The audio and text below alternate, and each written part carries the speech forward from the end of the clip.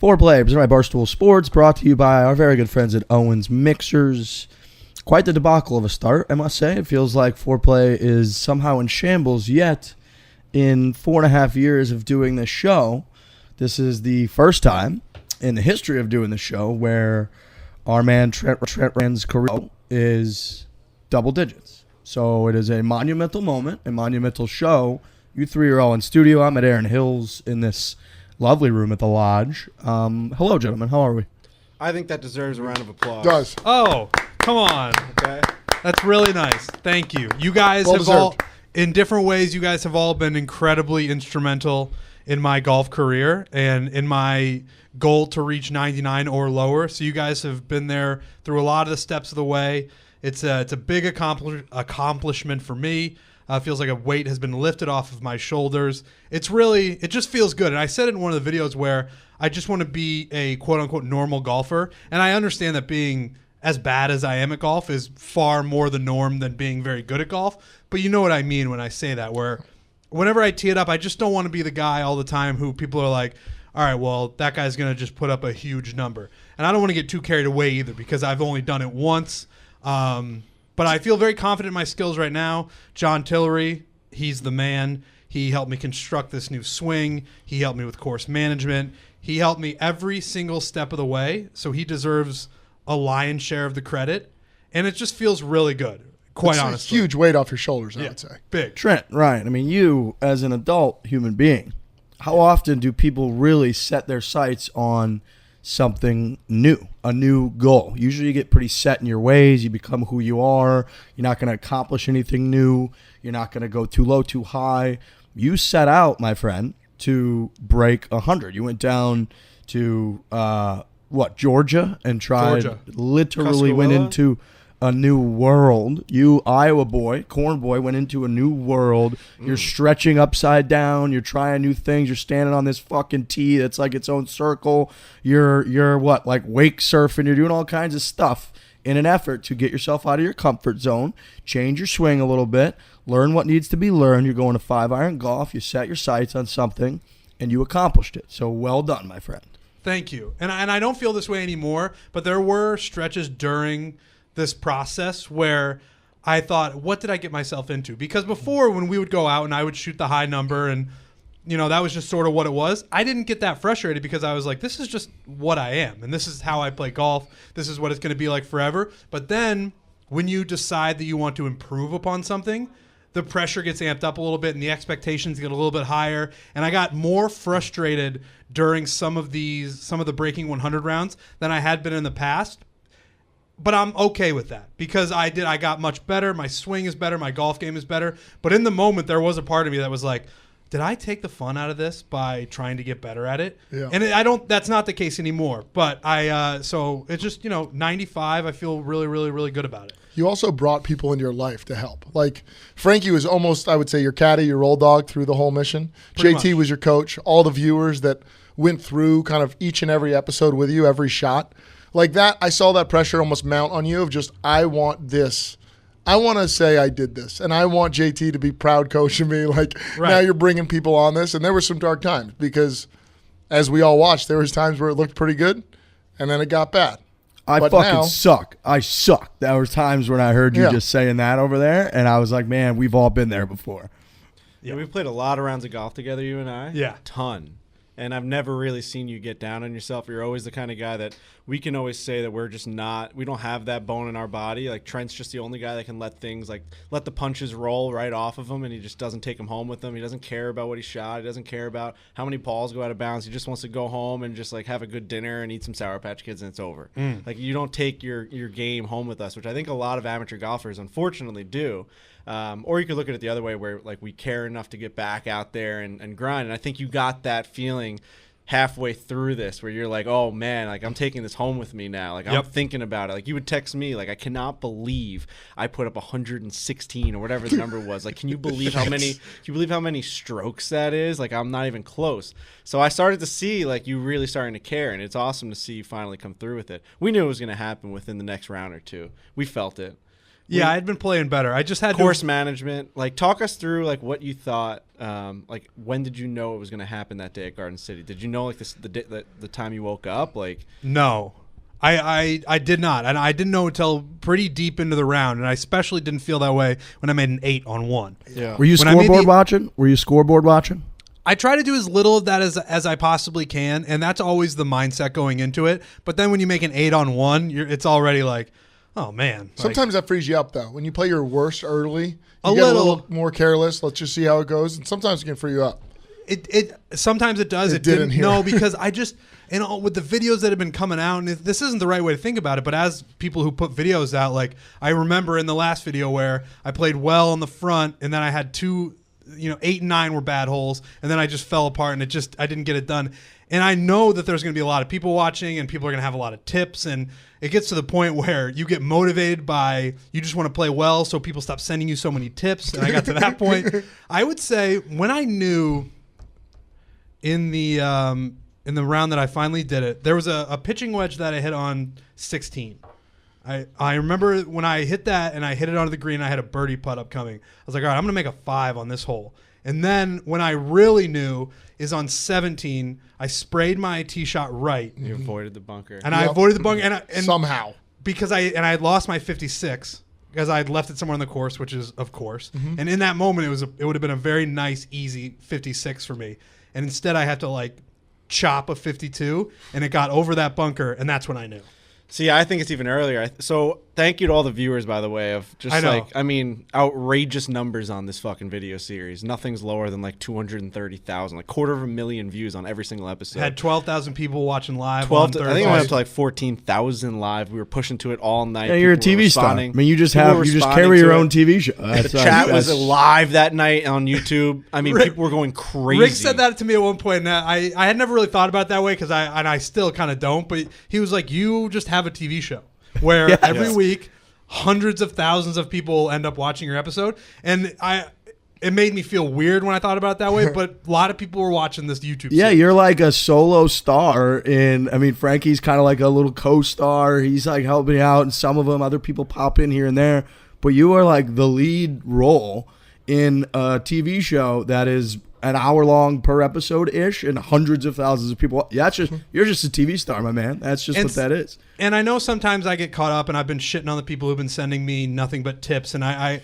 maybe harp on that a little bit too much. The other side of that is I get so much positivity sent my way. People are tweeting at me being like, you have motivated me to go out there and try and improve my golf game, to maybe try to break 100 themselves or break 90 or break 85, whatever it may be. And that is 95 to 98% of the feedback that I get. People are incredibly supportive of the series. They're incredibly supportive of me and my journey to try to get this done. So the whole time it's been really great. So all those viewers were great. They were fantastic. And the one thing that I was laughing at watching, and I was in the chat, of course, and I was kicking people out that were being mean, was that no one could understand why you were using a hybrid, and they were yelling at you every single time, like, stop with the hybrid.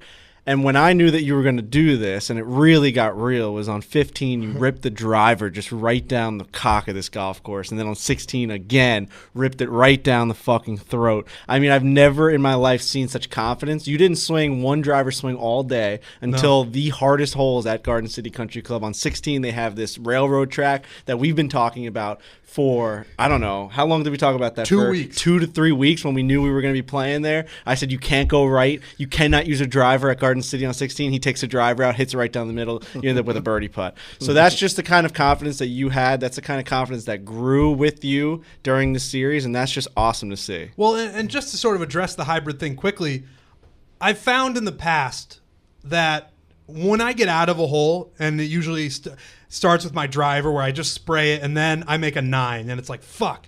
With the hybrid, I just eliminate that completely, where I'm in the hole the whole time. No matter what, I hit my first shot, my tee shot's down the middle, or it's maybe into the rough a little bit, and then I can work with that. And I know that I've hit my driver well in the past, and sometimes it's really hot, other times it's really cold, but I just wanted to cut that out of the equation and just get myself to places on the golf course where I can hit good iron shots, or I can hit good wedges, or I can, hopefully 2-putt. I just didn't want the hole to be over before it started. The common And that man's was- Henrik Stenson. That's Right. how you play golf. If to a viewer it was frustrating because you were far out. So I could see why they'd say like, oh my God, this fucking guy has to hit a 190-yard shot onto a green every single hole. But we're not trying to hit greens in regulation is the thing that they weren't understanding. We're trying to break 100. That is it. We weren't trying to make pars out there. We were trying to break 100. So we've talked a lot about on this show, Lurch, you're the game of fives. Yep. Where if you view every hole as a par 5 and you make a 5 on each hole, you shoot 90. Is that what it is? That's spot on. Yeah, you shoot 90. So I switched that up a little bit. I decided to start playing every hole as one more than like if it's a par 5, it's a par 6. If it's a par 4, it's a par 5. It's a par Same 3. rule applies. Yeah. Same. It's basically Yeah. the same thing. And if you view it that way, I understand that people were probably frustrated taking hybrid off the tee the whole time. But if you view it in that lens that I'm talking about, it no longer is about that. It's about breaking 100. It's about breaking 95. Like I understand that people want to hit the greens in regulation, but for a guy in my position, I have to view it through a different lens. Right, because it gives you the ability to hit your drive, hit something up around there, chip on 2-putt. And that's all right. 5 on to the next. That's a par 4. But Yes. it gives you one more shot of just getting on the green, and I think it uncovered one of the big lies in golf of this whole series of so many people are where you are, and the way that you hit the ball is impressive. You pure that hybrid. You just have confidence. You just whack it, and a lot of people come home tell their buddies, "Oh, what do you shoot mid-90s?" And they, I think, saw you and your ability, and they're like, if he's shooting, I might be in a bad spot here. So then you get these messages, I think, of hey, I'm going to go out and try to improve my game because I saw what you did and I want to do the same. I've certainly got a lot of feedback with what you're saying where, I thought I was a low 90s, mid 90s golfer. Right. But I think I'm actually closer to where you are or where you were when this started. And on the flip side of that, you don't have to play ball and hole all the time.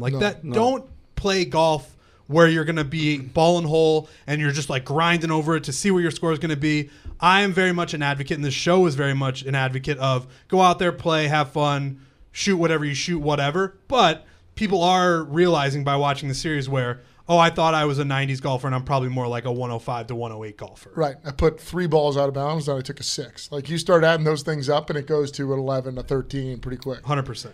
Owens Mixers, big supporters of Trent. Been a big supporter of Trent Ryan for years now. Owens Mixers has. I know they're very excited. I know many people, many of our sponsors, partners, were congratulating Trent Ryan. Owens Mixers were a part of that. So if you're not familiar, it's a bunch of different really delicious mixer flavors that they have whipped up. Pour the puppy in with your favorite liquor of choice, and you just have an excellent cocktail. You can do a transfusion, you can do a Paloma, you can do their mint cucumber and lime. That's sort of making a comeback in my brain right now as that's starting to pop up on my radar. But owensmixers.com, they got a store locator on their website, so you can just find exactly in retail where to go, get it. They got Amazon, if you're not familiar with that. Great delivery service. They'll do next day delivery. Jump on Amazon, boom, Owens can come right to your place of residence. Big supporters of Trent Ryan. Trent, I would say, too, I think that your iron play is the most transformed part of your game. I thought coming down the stretch on the back nine, there were several, you had back-to-back pars. There were several moments where, you stood up there and at times were used to maybe chunk one or you were afraid to get it in the air. You were afraid to hit the ground. Maybe you'd hosel one off to the right and it would kind of build on itself. I thought you just stepped up and you just hit some really clutch iron shots that even if they weren't perfect, they were pretty damn close to perfect and up on or near the green. I think that's the most impressive transformative part of your game. Transformed. I couldn't agree more. Transformed part of your game. Yeah. There you go. I couldn't agree more. And one of the shots that gave me a lot of confidence was my second shot on 10. Was my approach shot on 10. Yeah. You guys, I'm not asking you guys to remember, Right. but I was just Trying to I was recount it. I'm looking at Lurch I remember. you remember it? You watched the video? But it was because we had just played the front nine, which we played in an hour and 20 minutes. Yeah, that's another thing. We played the whole round in 2 hours and 45 minutes. It was insane. Wow. Crazy. But I wasn't running out of gas or anything, but I shot a 49 on the front, and I was like, all right, I got my work cut out from here. I know what I need to do. And just making a par on that 10th hole was like, all right, let's settle in now. and let's play some good golf. I then went on to double bogey 3 holes in a row at one point on the back. But when you make some pars here and there and a bogey, the double bogeys don't kill you. And JT's been preaching me that ever since I met up with him, where he was like, the things that kill you are triples. Yeah. If you keep mixing in triples and higher, this is just never going to happen. Double's not going to kill you, because if you make a couple pars, those get knocked down to basically nothing. And you're fine. And we got a lot of room for improvement here, and that only just screams one thing at me. Breaking 90? Oof. Is that where we're going next? Is that where we're going? I think you got to live in the 90s for a month. I don't know. Keep dialing the game. You think right now, jump right into breaking 90? I don't know how you stop this train. Like, I don't know what dialing the game means. Like, what if he just dials in the game, shoots an 88? That's like, true. Good point. You're on. Great point. You're just on the track now, where we need to know as low as you can get. And the funniest, I think, the transition or transformed part of this series, what will end up being is, Trent and I are going to go out there. We're going to have a great time. We're going to go to Borelli's. We're going to eat meals. We're going to play golf. We're going to have fun. I know where this is And then going. at one point, one day, Trent's going to be like 6 over through 12, and I'm going to be 8 over through 12, and the whole series is going to come to a screeching halt to where now I'm just worse than Trent. Like, at some point in the fucking near future, because this guy's grinding on his golf game. I mean, I go every 5-iron a lot. 5-iron golf every morning on Instagram story. I'm like, what's this guy? Hold on now. We're going to go from friends to enemies quick, because if that happens, I'm done there. I mean, I would love for it to happen, though. I would love for us to start to get competitive, and like what that would bring to the podcast, and like how much fun those videos would end up being. Listen, if we can get to the same level, that's great for everyone. It is a very funny visual, thinking of that video being like, all right, this is a Trent, breaking 90 video, and halfway through, Frankie becomes the main character, and now it's I got to try to. You're not far off. You're hitting great golf shots. I'm all over the place half the time. The only thing that you need to clean up, which a lot of people saw, and actually you did so well at Garden City that people thought we were lying throughout this whole series. Your putting was atrocious for eight episodes, and then you just, I don't know if you really 3-putt like any hole at Garden City, maybe one couple, like. Maybe. But your putting got so dialed in at Garden City. Like, if that's just the new Trent, I mean, the 80s are around the corner. So the next step, I think, for the series is I am gonna go back down to Georgia. Yep. And I'm gonna take the scorecard, and I'm gonna have a bunch of things for JT. I'm gonna give him a bunch of stuff. I'm gonna present it to him down in his little training area in the bay that I originally started training in. He's got staff bags of Kiz and Ricky, and so I think we're gonna get him something like that. We're gonna hang up my picture in his space there, and then I think we'll just go from there. But I think breaking 90, I mean, it's pretty obvious, but that's probably where we're gonna go next. You're adopting what he showed you, so he's got to be so happy to see you again, because like all of the foundation is now there. Like he broke you down, gave you a new swing. You went out, you shot 126, you shot 118, 119, 110, 108, 102. Feels good now that I did. Like 104. Like, you started to get better. And then all of a sudden it was 95. Like, he's got to be so excited to get his hands on you again, because now he can teach you a little bit more. It was like step one. You've only gone to him once. So now it's time to. You also did the 5-iron thing, and we went to. I saw him in San Diego, but I only have done like the weekend trip where he puts a lot of information in my head one time. It's time for him to like mold what he started now, build up. You're only on level 1. This is gonna be a skyscraper by the time. It is crazy how much he gave you with one weekend. You know what I mean? Like, your swing is totally different than it was. The power that you have, is just astronomically different, which is very cool to see. Also, the thing that I find difficult, that I feel like you've stayed with the process. Yeah. Like, where maybe I try something new, I try it for a little bit, don't have success, and just throw it away. You stay with it, and like some of the drives off the tees have been like, that's awesome. Right. And I do think that next step, Riggs and I were actually talking when we're at Forest Dunes, which everybody will see, is like when we play those longer courses, you're going to have to figure out a way to bring the driver back in the bag, and then you can hit the hybrid on the next shot. You know what I mean? Because then you're closer, where if you're going hybrid, and then you still have like a 6-iron in or something like that, it's going to be hard to stay at that level. No doubt. Getting that extra yardage there off the tee, I think, is something that you'll have to go back to at some point. I agree, and that's just going to be part of the next process, right, where I've got the things that I were really, really bad at. Well, I guess the one thing, I was bad at everything, but the irons were really bad. Yep. I just didn't really fundamentally understand how to hit iron shots. Yeah. I really didn't understand it. The driver I can kind of figure it out, and I know I'm first tee Trent, but those drives go like 185 yards. But that was still fine. But the irons I felt like were a foreign language. Now that I've got those figured out and I know how to hit them, building the rest of the game to a point where I can hopefully, break 90 and just keep going, I think we can definitely get there. And JT is the key, obviously. I'm going to go down there. Yes, sir. So there's a lot of people that have been following your journey, hundreds of thousands on YouTube, your TV star now, thousands of people that listen to this show, and almost all of these people want to get better at golf. You are an inspiration to golfers far and wide. Now that you've been through this, where we clearly are throwing at you, we're tickling your balls with how much you've improved and how well you did, what would you say have been the biggest drivers in your actual improvement? Like, how important was the information from JT versus like actually going to 5-iron and practicing it? How important has like thinking about course strategy been versus putting the hybrid in play when it's not too long of a hole? Like, where for you, when you look at it, are you like, that was a big difference maker? I think it's two things. And the first is get a lesson. Just go get a lesson. It'll help you like you won't even believe. And I know that like I've got Tillery and he's a whole other level of swing coach. But I do think anybody who's trying to improve their golf game in any sort of way needs some sort of direction, something to work on, something that they can think about, something they can let marinate in their head. Because right now, if you're just a normal weekend hacker, which a lot of people are, there's not a lot of like improvement or like trying to improve. You're like, this is my game. I'm going to go out there and, sometimes I shoot a 91 and other times I shoot a 111. Like it's it's sporadic. You don't know what you're going to do. If you get a lesson from somebody who knows what they're talking about, that's going to help in a major, major way. And the second, you had mentioned 5-iron, actually practicing and putting in the process that the swing coach or whoever, putting those into practice over and over and over again, that helps just as much as the lesson, but you need one before the other.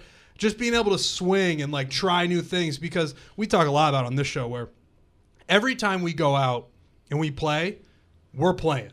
We spend 10 minutes on the range just fucking around. We putt 15 times before we go out there and then we go.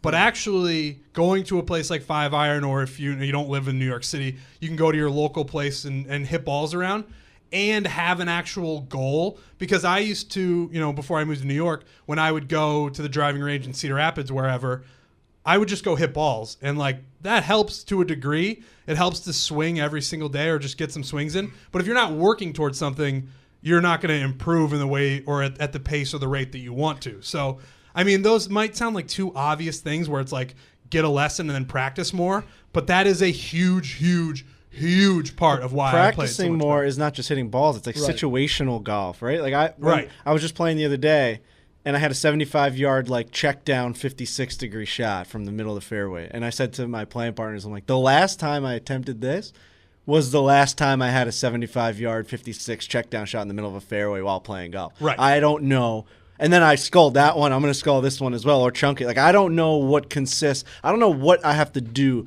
to hit this ball into a green. So it's like getting lessons, and then now what I'm realizing is like go find a short range or something, or go to a park and learn that swing, so that the next time I'm 75 yards out, I'm not double hitting the ball in the middle of the fairway and like hitting the ball behind me. To that point, Frankie, Lurch and I had a really interesting conversation like 2 years ago where we were like, if you're at a place, practice facility, wherever that has like a greenside bunker scenario to practice out of, if you go in that bunker and hit like 30 shots, you will hit in that 5 minutes the same number of greenside bunker shots that you'll probably hit over the next year. Yeah, so like, correct. You're literally able to hit that many in that short of a span, and no one really practices. So I think that stood out to me too, Trent, where like you could tell you had the knowledge, you had done the JT trip, you had tried a couple rounds of golf, and like, yeah, in golf you get worse before you get better sometimes, but you hadn't yet like really implemented going and like grinding on that muscle memory a little bit so it feels normal, like whatever your better swing is feels normal for you. And it felt like, to me, watching once you started doing that, your contact, especially your iron play, was just so much better. For sure. And I remember JT being concerned about that too. I'd keep telling him about these rounds that I played, and he'd be like, you got to stop playing rounds. You have to go and practice. Like, we're never going to get anything done if you just continue to go out on these golf courses and shoot 115. Like, you need to go somewhere where you can practice. And you're right. Once I started doing that, once I actually started practicing, sure enough, I start playing way, way better. And that was big on my iron play for sure. Yeah, I mean, I think people say, like, if you just go to a range and beat balls, like, it's so worthless. You know, there's no thought in your brain. There's no, like, attempt to get anything better. You're not trying to groove anything out. And I'm dumb enough where I still continue to do that. Like, I've gotten really one lesson in my life, and it was a straight left arm and hit down on the ball, and that's, like, all I really do. But Riggs laughs at me, and he's like, dude, I see you at the range, and you go flush, like, a 5-iron, a 7-iron, and then, like, hit a drive or two, and never do I see you go practice a 4-foot putt. And it's like, yeah, I mean, and then it's, in my head, it's pathetic because, like, yeah, I just do what I like and I just go over there. What I'm good at, like, what I sort of know what I'm doing. Right. Yeah. And I just do that. And then I'm dumb enough as well where I go out and expect a different result. It's like if you're not making an actual, like, you know, an effort to improve, it's not there. So I love that you're committed to it. I mean, it's great. I just like to see almost like the joy on your face, and the celebration that you guys gave post-round was all time. All time. But you could see the relief on as your shoulders. Good as it and gets. Just like, dude, I want to be better at golf. Like we just didn't want to do that shit anymore. You know? Right. We didn't want to go out there, try and break 100 and just not succeed anymore. It was starting to get, like, annoying. I know. Because we knew Trent had the skill and he had it in him. So it was like, I started getting frustrated at him. What was the round right before? That was at Sands Point. Club of Sands Point. I, like, got angry at him walking off. You, like, you're a fucking asshole. I wouldn't even look at him. You wouldn't look me in the eyes on 17 and 18. It was crazy. You're like, I want to throw up. I did. I wanted to throw up because I knew, like, oh, man, just another opportunity passed. He shot a 102 at Erin Hills, like, forever ago. It's crazy. And we played that championship level golf. Like, and to think that it's been that long that you fringed on this, like, 101 to, did you ever shoot 100 exactly? No. Never. It's stunning with all the golf we've played on video that you actually never broke 100. The fact that I shot 102 at Erin Hills is a round that I don't actually think happened. You know what I mean? Like, it's the fact that it was a hard golf course. Rick shot 102 that day. I shot Frankie, a lucky 103 or something like that. I think half the holes I picked up. So to do it there and then just sort of, like you said, be on the fringes of it for years, and then we were just finally able to get it done. It was great. It felt great. I'm such an asshole that after I got the lesson and stuff from JT down in Georgia, I was like, well, this is going to be a 2-episode fucking series here. Like, we're going to be done before this thing even starts. And then you find out that is not the case. So I think 8 episodes is kind of perfect, and it's just worked out that way, and we got it done, and now we just move on. If we flip the script right now, and it sounds like we are, and we go right to breaking 90. Yeah. How many rounds do you think we're talking before? How many episodes do you think we're talking about this one? That's a pretty big gap to overcome. I mean, I shot 95 at Garden City Country Club. Shout out to those guys. I can't put a number on it. I got to go down there. I got to see JT. I think you let JT put a number on what your next goal should be. I think it should be the series is like breaking 90, but let him assess like where your game is at, and then let's like, you know, the series doesn't have to be 8 episodes. It could be fucking 30 episodes, but people can watch your progression on like what your next mini goal is, right? Like, all right, coming next week, like Trent's gonna play like a really hard golf course. If he can break 100 again and like he can get his putting down, you know what I mean? Like it's gonna constantly be a battle. I mean, people can send us like what they think we should do or not do. I genuinely think it should be a breaking 90 series where you like learn your game even more within that series. Like it's going to be a lot harder for sure. So it's going to be longer. Yeah, but like season 2, right? Like season 2's got its own identity. It's like you're kind of relearning, okay, I'm now a 90s golfer. Fuck that hybrid, like trying to break, like we did it. Now, how do we really start to shave some strokes? How do we get more consistent here? Like Frankie's saying, like that could be, it doesn't have to be like your next 10 rounds have to be documented every shot. It's like, okay, let's regroup. Let's go down. Let's go to Georgia. Let's visit JT. We're now on a mission to shoot, you know, in the 80s. I think that's right. Yeah. I think that's right. The idea of, you know, bogeying every, like on a par 72 course, bogeying every hole to shoot 90. That seems impossible right now. No. Oh, you throw Belief, my man. Belief. throw a couple pars and you can double bogey a couple. Yeah, that's true. The big one in the game of fives, I know you play it a little bit differently, Yeah. is on a par 3, if you can make a 3, if you can get on and 2-putt and call that an eagle, you know what I mean? It Totally. forgives a lot. And now, it's always easier said than done.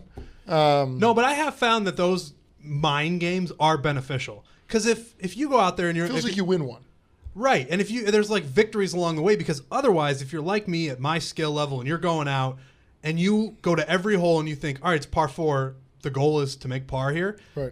It's rarely going to happen, and then you get super discouraged about it, and you end up hating the round and hating the day, and that's just not the way to do it. If you give yourself a little bit of cushion, which is necessary because you're not going to shoot par. Right. You're just not going to do that. Give yourself a little bit of leeway, and you'll feel better about it, and I guarantee that your numbers will be lower. Well, congrats, Trent. Thank you. We're all happy for you. Congrats, Trent. Thank you. I really appreciate it. Nomad started as a Kickstarter project in 2012 with the goal of building ultra-rugged and minimalist tools for the 21st century. Nomad, based in Santa Barbara, California. Nomad makes mobile accessories that not only look good, but are there when you need them most. I got these. The boys are holding them up right now. I got these when I went home last week for the first time in a while.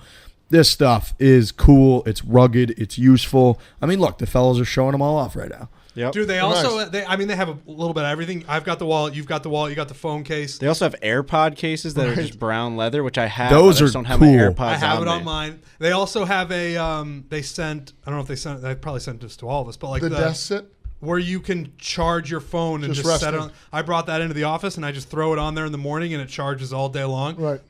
I needed a new wallet. This came at the perfect time, and I love this thing. Yep. Something about wrapping your things in leather, you know? Makes me feel classy. Like that Yeah. brown look. So good. I Wrapping love your things in leather, huh? Yeah. Good plan. it. Hell yeah, Yeah, bro. no, that's smart. It's Good safe. plan. Safe for everything. So, check out Nomad at nomadgoods.com. Is that what condoms are? Are they? I mean, Plastic. No, they're Yeah. latex. I saw your mind kind of go there. well, so no. I I said it mean, again. that's what we were. It was like we were going. Well, there's latex condoms, Yeah. and then Yeah. there's No, also If leather you threw some condom. leather on, that would No, be. but growing up, I remember painful for I remember, everyone involved. I remember in These sex stink like- ed. I remember in sex ed there was like it was latex, and there was also I don't want to say like what was it? Was it leather? I don't know if it was leather, but it was like animal skin. ever seen condom. Leather sounds. You ever see the leather skit Rubber, from right? the Everybody old calls them SNL? rubbers. Like, isn't Right. that?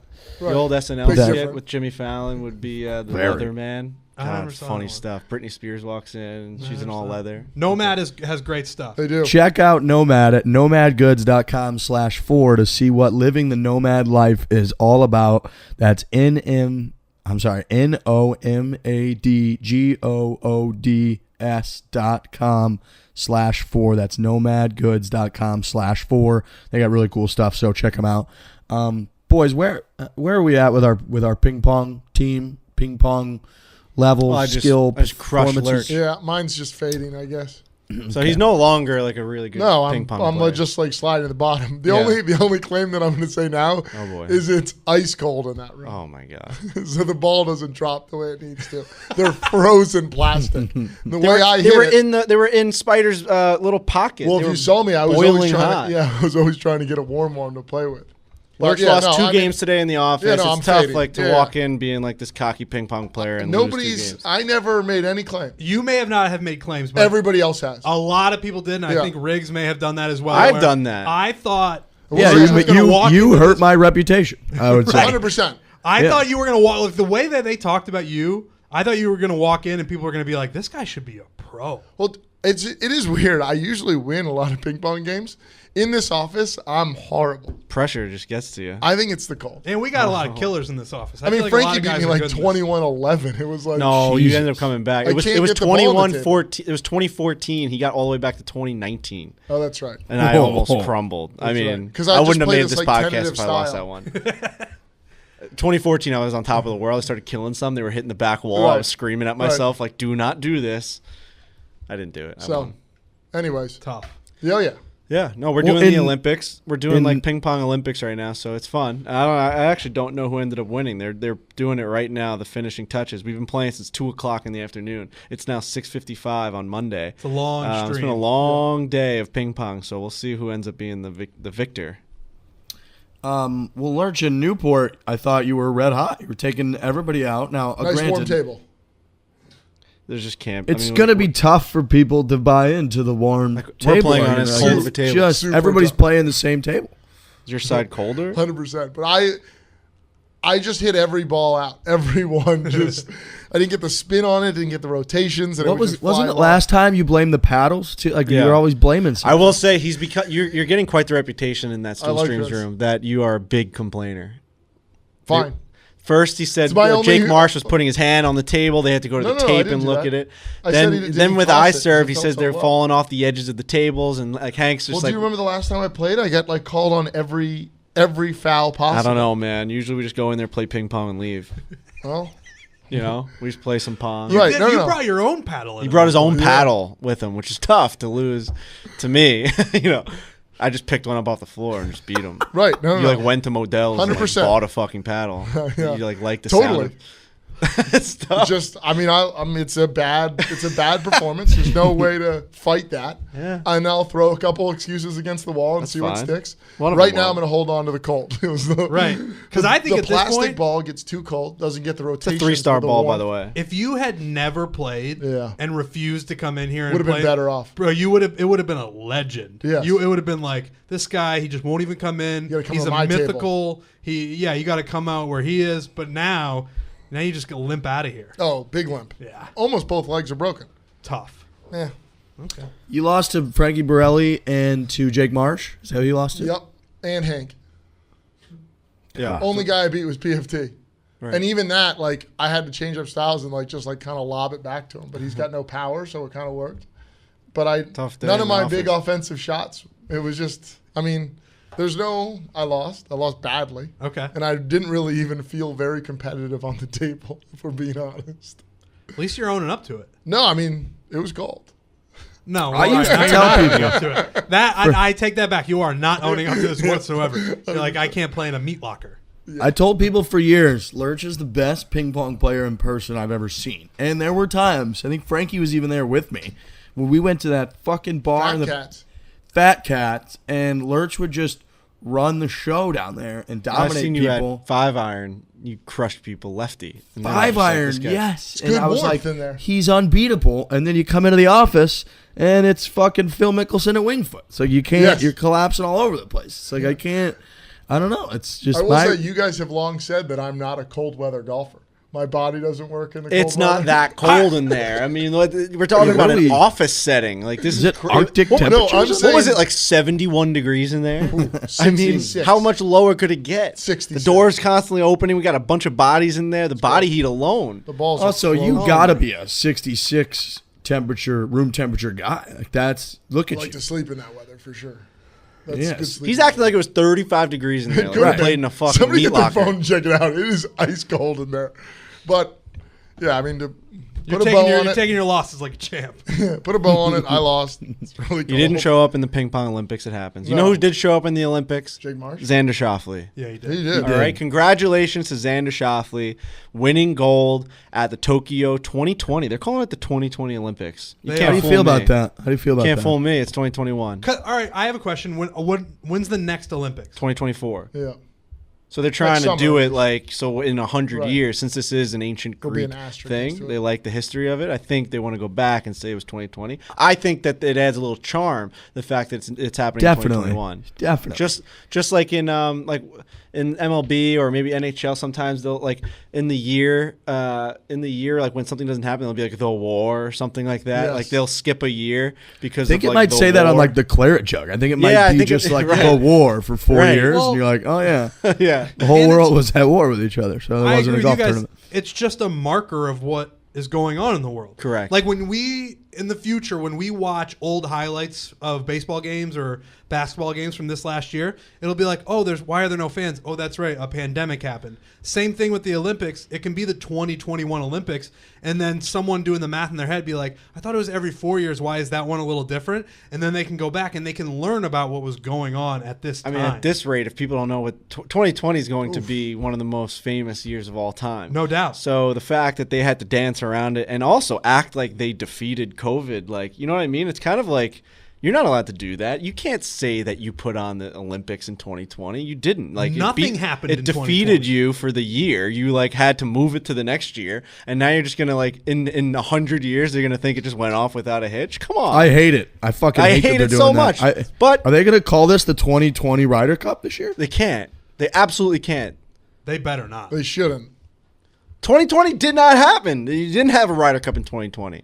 They did. The Olympics did a whole thing during the opening ceremonies where it was like they were showing a video montage of old Olympics, and then they were showing all the years and the things that They had have the happened. Greek stuff in there. And then you are obsessed with the ancient fucking Greek love stuff. it. I watched I've- Hercules recently. I've never seen you so obsessed with something. Every time we were at the Olympics, you go, "Well, there is ancient Greek." It's cool, man. Um, Like the Colosseums and all, and maybe no, that wasn't really ancient Greece, but But what I'm saying is that they did Rome, a video but- montage Rome. where it was like every 4 years, oh, this happened, and then when it got to 2020, they shut out all the lights, and we're Right. like, and then they brought up pictures of Times Square being empty and all these places being empty. You can't then claim that it's the 2020 Olympics. it's a joke, and someone needs to be fired for it. But I want to say congratulations to Congratulations to Xander Schauffele on gold. It was a really awesome performance. I mean, he kind of almost gave it away at the end there. It got a little dicey. But I did bring up on last week's show how important that this would be. Before he even teed off on the practice round, I feel like we were talking about this,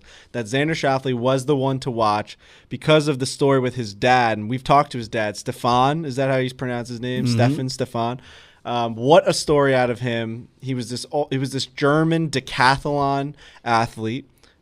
Basically, his grandfather was an Olympic athlete, and then he had some injuries, and he always looked up to his grandfather. His grandfather passed away when he was 18 years old, when Stefan was 18 years old. So he always idolized him and looked up to him, wanted to kind of follow in his footsteps. Ends up realizing he's a really good athlete.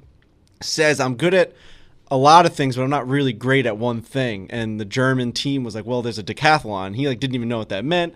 Tries out, puts up these ridiculous numbers. They say like, you're on the team. Like if you can, I think it was like pole vaulting. If you can like get really good at pole vaulting, or one of the things that happens in this decathlon, you could be like the best in the world. Like that's how good this guy was. Yeah. And it turns out in November of 1986, as he's getting ready for the Olympics, a drunk driver recklessly took a blind curve and hit Stefan's vehicle head on while he was traveling to the USC Mines training facility. You see how I put a little German on there? Yeah. Which I think was actually correct. Okay. He says the Is it last German? memory... Yeah. The last memory of my Olympic dream was all the guys from the German decathlon team coming to my hospital room. It was an emotional farewell. Everything was over. My independence, my new life, my track career, my plans, all of my dreams. I certainly had a death wish. There were some dark times. He talks about alcoholism. He talks about recreational drugs and everything was becoming like he was doing everything to an excess. And then finally like came through the fog and has a family and moved them from Germany to America. And he has a son, Xander, and he has another son. What's Xander's brother's name? Nicholas Schauffele, and they are starting to take on their dreams and their aspirations. They become golfers, and what would you know it that Xander Schauffele somehow qualifies to be on the United States Olympic team, takes his dad to the Olympics, and out of all the people that performed in the Olympics, Xander Schauffele won the gold with his dad by his side, fulfilling his Olympic dream, making it into a reality. How fucking awesome is that story? It's the best story at the Olympics. I love really how good. much Gotta you be up love there. the story. Yeah. You love this. I Love love the it because story. we talked to Stefan, and he is such an eccentric, amazing person. I never knew anything about this. He had 8 eye surgeries. He could he had a fucking life-altering crash by a drunk driver on his way to pursuing his dreams. Imagine being a decathlon athlete. Is it a decathlete? Yeah. Yeah. That's Imagine right. being a decathlete and then just like someone else taking that away from you. That's just fucking crazy. And then you have an offspring, you have a baby that ends up winning a gold medal out of all the things to do in life. You could have been an accountant. He could have been. Doctor. I guess I was screaming because I heard my mic go extremely. Sales guy. Laughing at me. You could have been a sales guy. You could have been a fucking Lawyer. You could have been a prosciutto Trash cutter man. at. You could have been a prosciutto slicer at Uncle Giuseppe's in East Meadow. You could have been anything. Cashier. Electrician, cashier. He was a gold medalist winning fucking athlete. What are the odds of that, guys? Look, Small. it's an awesome story. I love it. I just don't love it as much as you love it. I love it. I thought Right. A lot. I thought it deserved a recap. I thought it was a really good recap. Actually, I think you painted the story pretty well. I That story didn't was well think done. you were going to find Xander's brother's name, I and then you went. No, did, you and it pulled it. really Yeah. kept going. That saved I the was momentum for sure. No doubt. I was Yeah. thinking the 1986 decathlete. Didn't Mr. Kardashian, whoever, didn't he win the decathlete? Caitlin. Yes. And his name prior, her name Mrs. prior would, was. you know. That's Yeah, well, Caitlyn Jenner, formerly Bruce Jenner. Yes. I don't know if that was his year. I don't don't know. know. Didn't he win the decathlon? Or I believe that was his sport. No. I don't Yeah, know. because he was like the Iron Man, right? Like he was like the greatest Right. like Olympic athlete that like the United States had ever seen at that time. 86 actually does ring a bell. I feel like I've seen like the Wheaties box. My uncle Paul does the Iron Man stuff, goes to Hawaii every year. Unbelievably impressive what those people do. Oh Now my I don't know God. if Iron Man is even close to decathlon stuff. I think Iron Man's He different. won Iron the Man's like decathlon swimming. in 76. Right. 76. As good as that Xander story is, and I agree with you, I don't feel like it's gotten nearly enough pub. It doesn't. It does not get enough. Because pub. that type of story is what golf needs in the Olympics to like To give it something. to give it something. yeah. Like that's the headline that like gets the eyeballs and people get excited about it. And Bob Costas is sitting there with double Yeah. pink eye talking about just like he's crying his fucking eyes out about Stefan sitting there. The pink eye performance from that man is So good. That was the Winter Oh, Olympics, right? all time. Oh my- Where were all they in time. like Sochi or something like that? I think it was Sochi, and he like just couldn't get out of there. He had double pink eye. People thought it like the moment was getting to him. Just really tough stuff from Bob. because my main takeaway from golf in the Olympics this time around is kind of what we talked about on the lead up, where we had the discussion: where does a gold medal fall, like with a major or an upper tier PGA Tour event or whatever? And it kind of played out the way that we said, where like I'm glad it's happening, and I'll definitely watch it to a point before I fall asleep because it's on so late. But for the guys that are actually playing in it, this means a shit ton. Like Rory talked about it. He's like, I was wrong. Basically, what he said. pretty much said I was wrong. He didn't play the last time around, played this time, and he was like, this is as good as anything that I've played in. It's as important as anything that I've played in. Justin Thomas said something very similar. So I think that's certainly important to have guys excited about it and saying to maybe the golfers who didn't sign up this time around, being like, I know you guys are kind of poo-pooing this and we're all rich and we don't want to fly all the way wherever to go play, but it is actually worthy and it's a very important event for the game of golf. I hope that translates in the future to higher ranked players going, all the best golfers in the world playing, because right now, as a viewer, and I'm very happy for Xander, I'm very happy for Rory Sabatini. Shout out to that 61 CT Pan. Like that's a very cool moment for their careers, but it didn't break through to certainly general sports fans, and I think even some golf fans are kind of like, it didn't have the oomph that I wanted.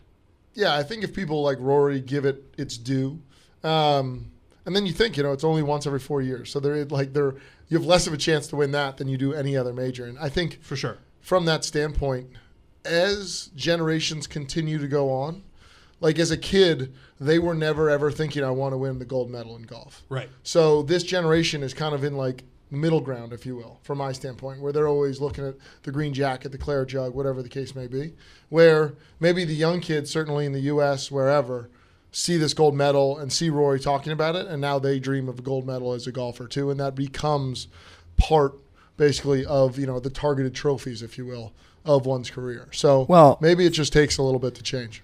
In our golf world too, once we remove all of this from the Olympics, I think it'll be very a significant milestone that it'll be talked about whenever Xander Schauffele's mentioned with his career he's had for a few years now. He's come up short in big moments, tournaments, majors.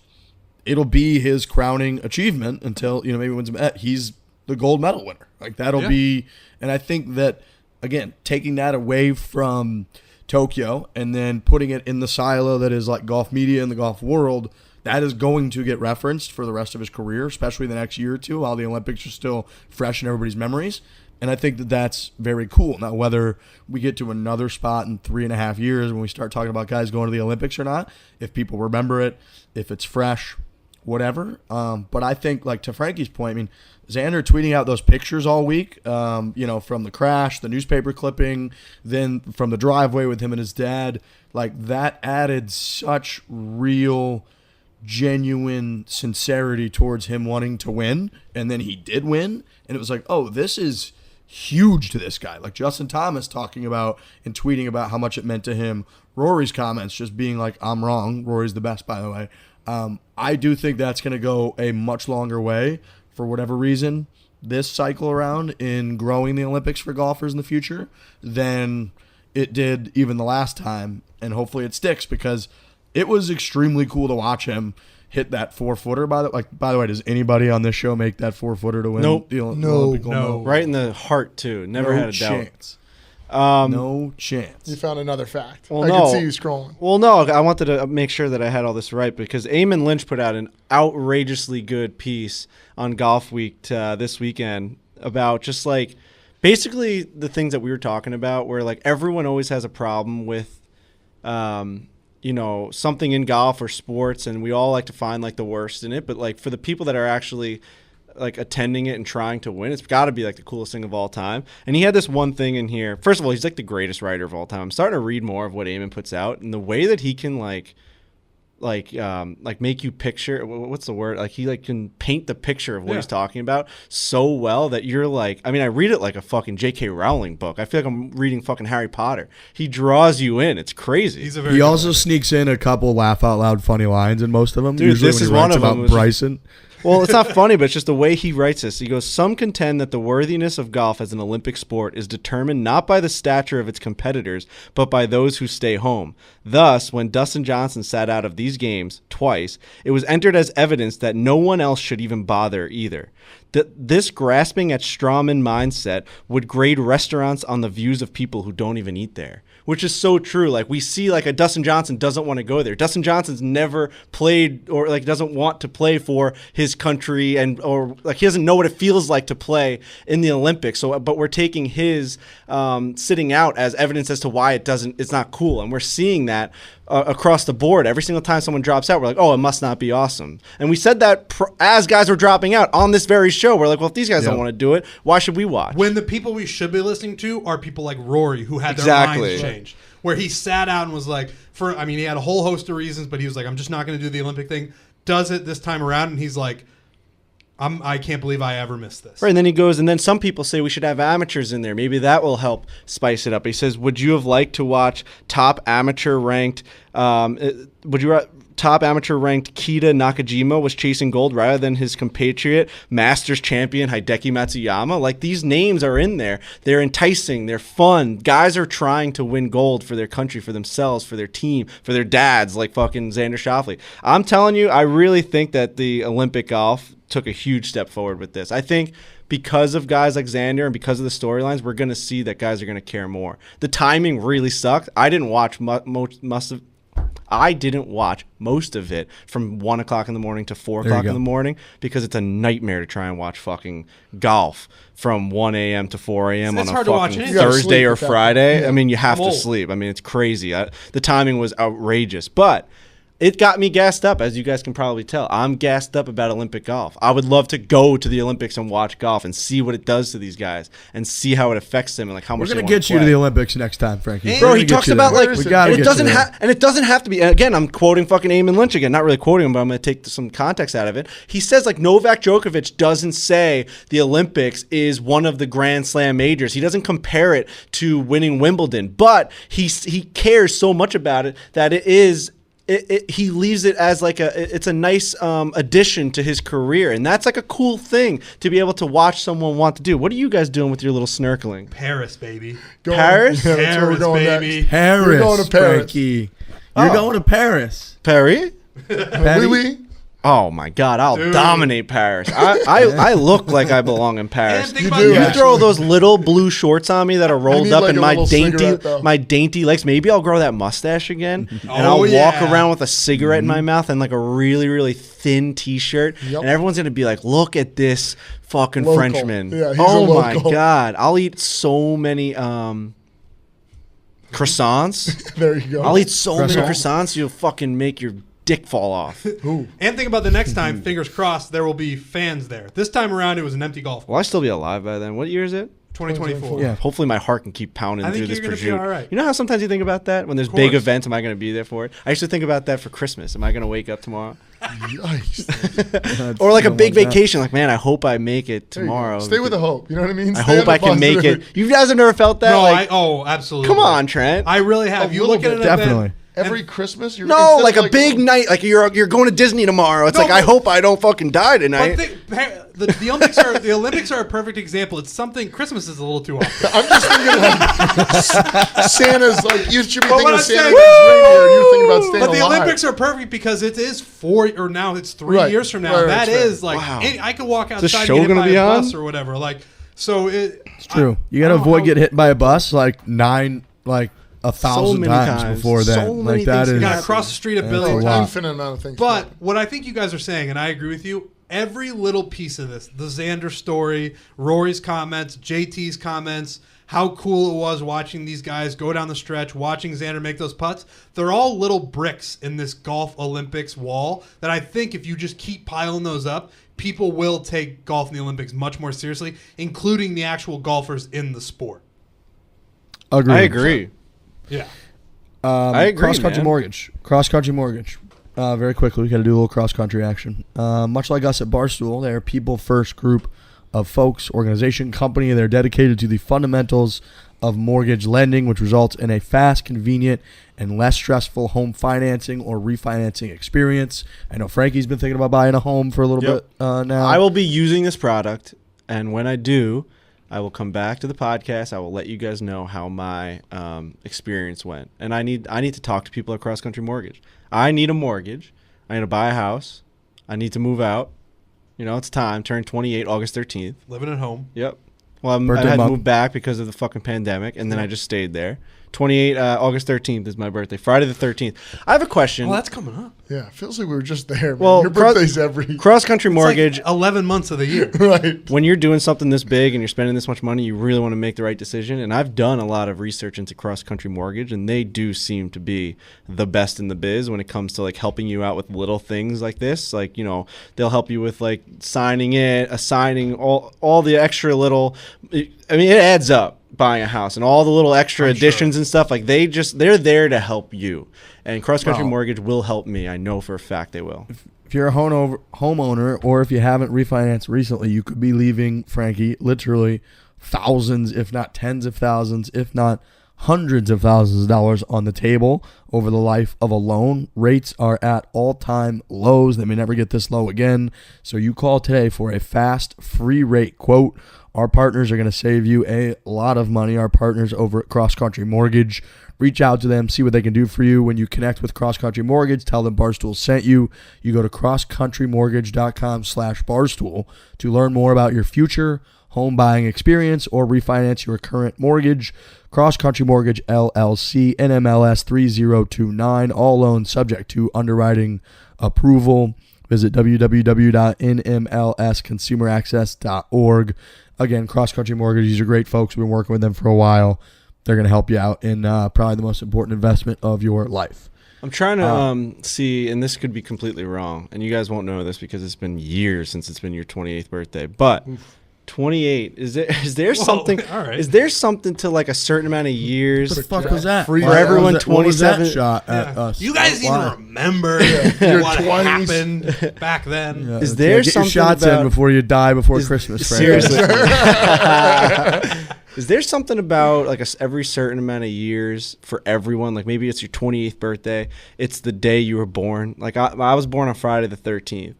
And now this year, it's my 28th year around the sun. And it's Friday the 13th. One of my buddies said it was his day that he was born on too, turning 28. And then I know someone else, it was their day that they were born on.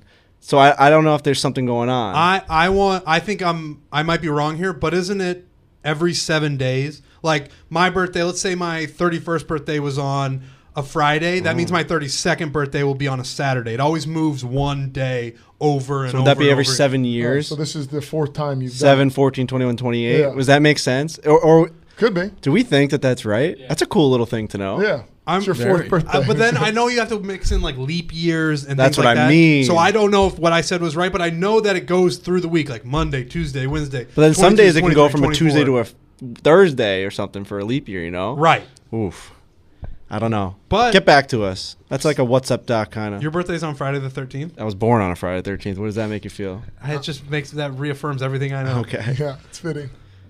Black cloud came out of my mom, just like the lights flickered. Yeah, I think that's about right. Yeah. What do we think of this 7-for-1 playoff for a bronze medal? Yeah. What do we think of that? Was it weird, cool, Weird. dumb?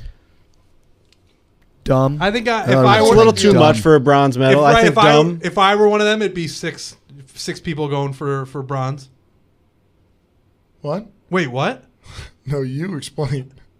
You made the point. No. You explain. I said it wrong. Explain yourself, Trent. No, I Explain won't. yourself. Nope, I won't. I mixed it up in my head. You okay right now? Yeah. Yeah, I'm fine.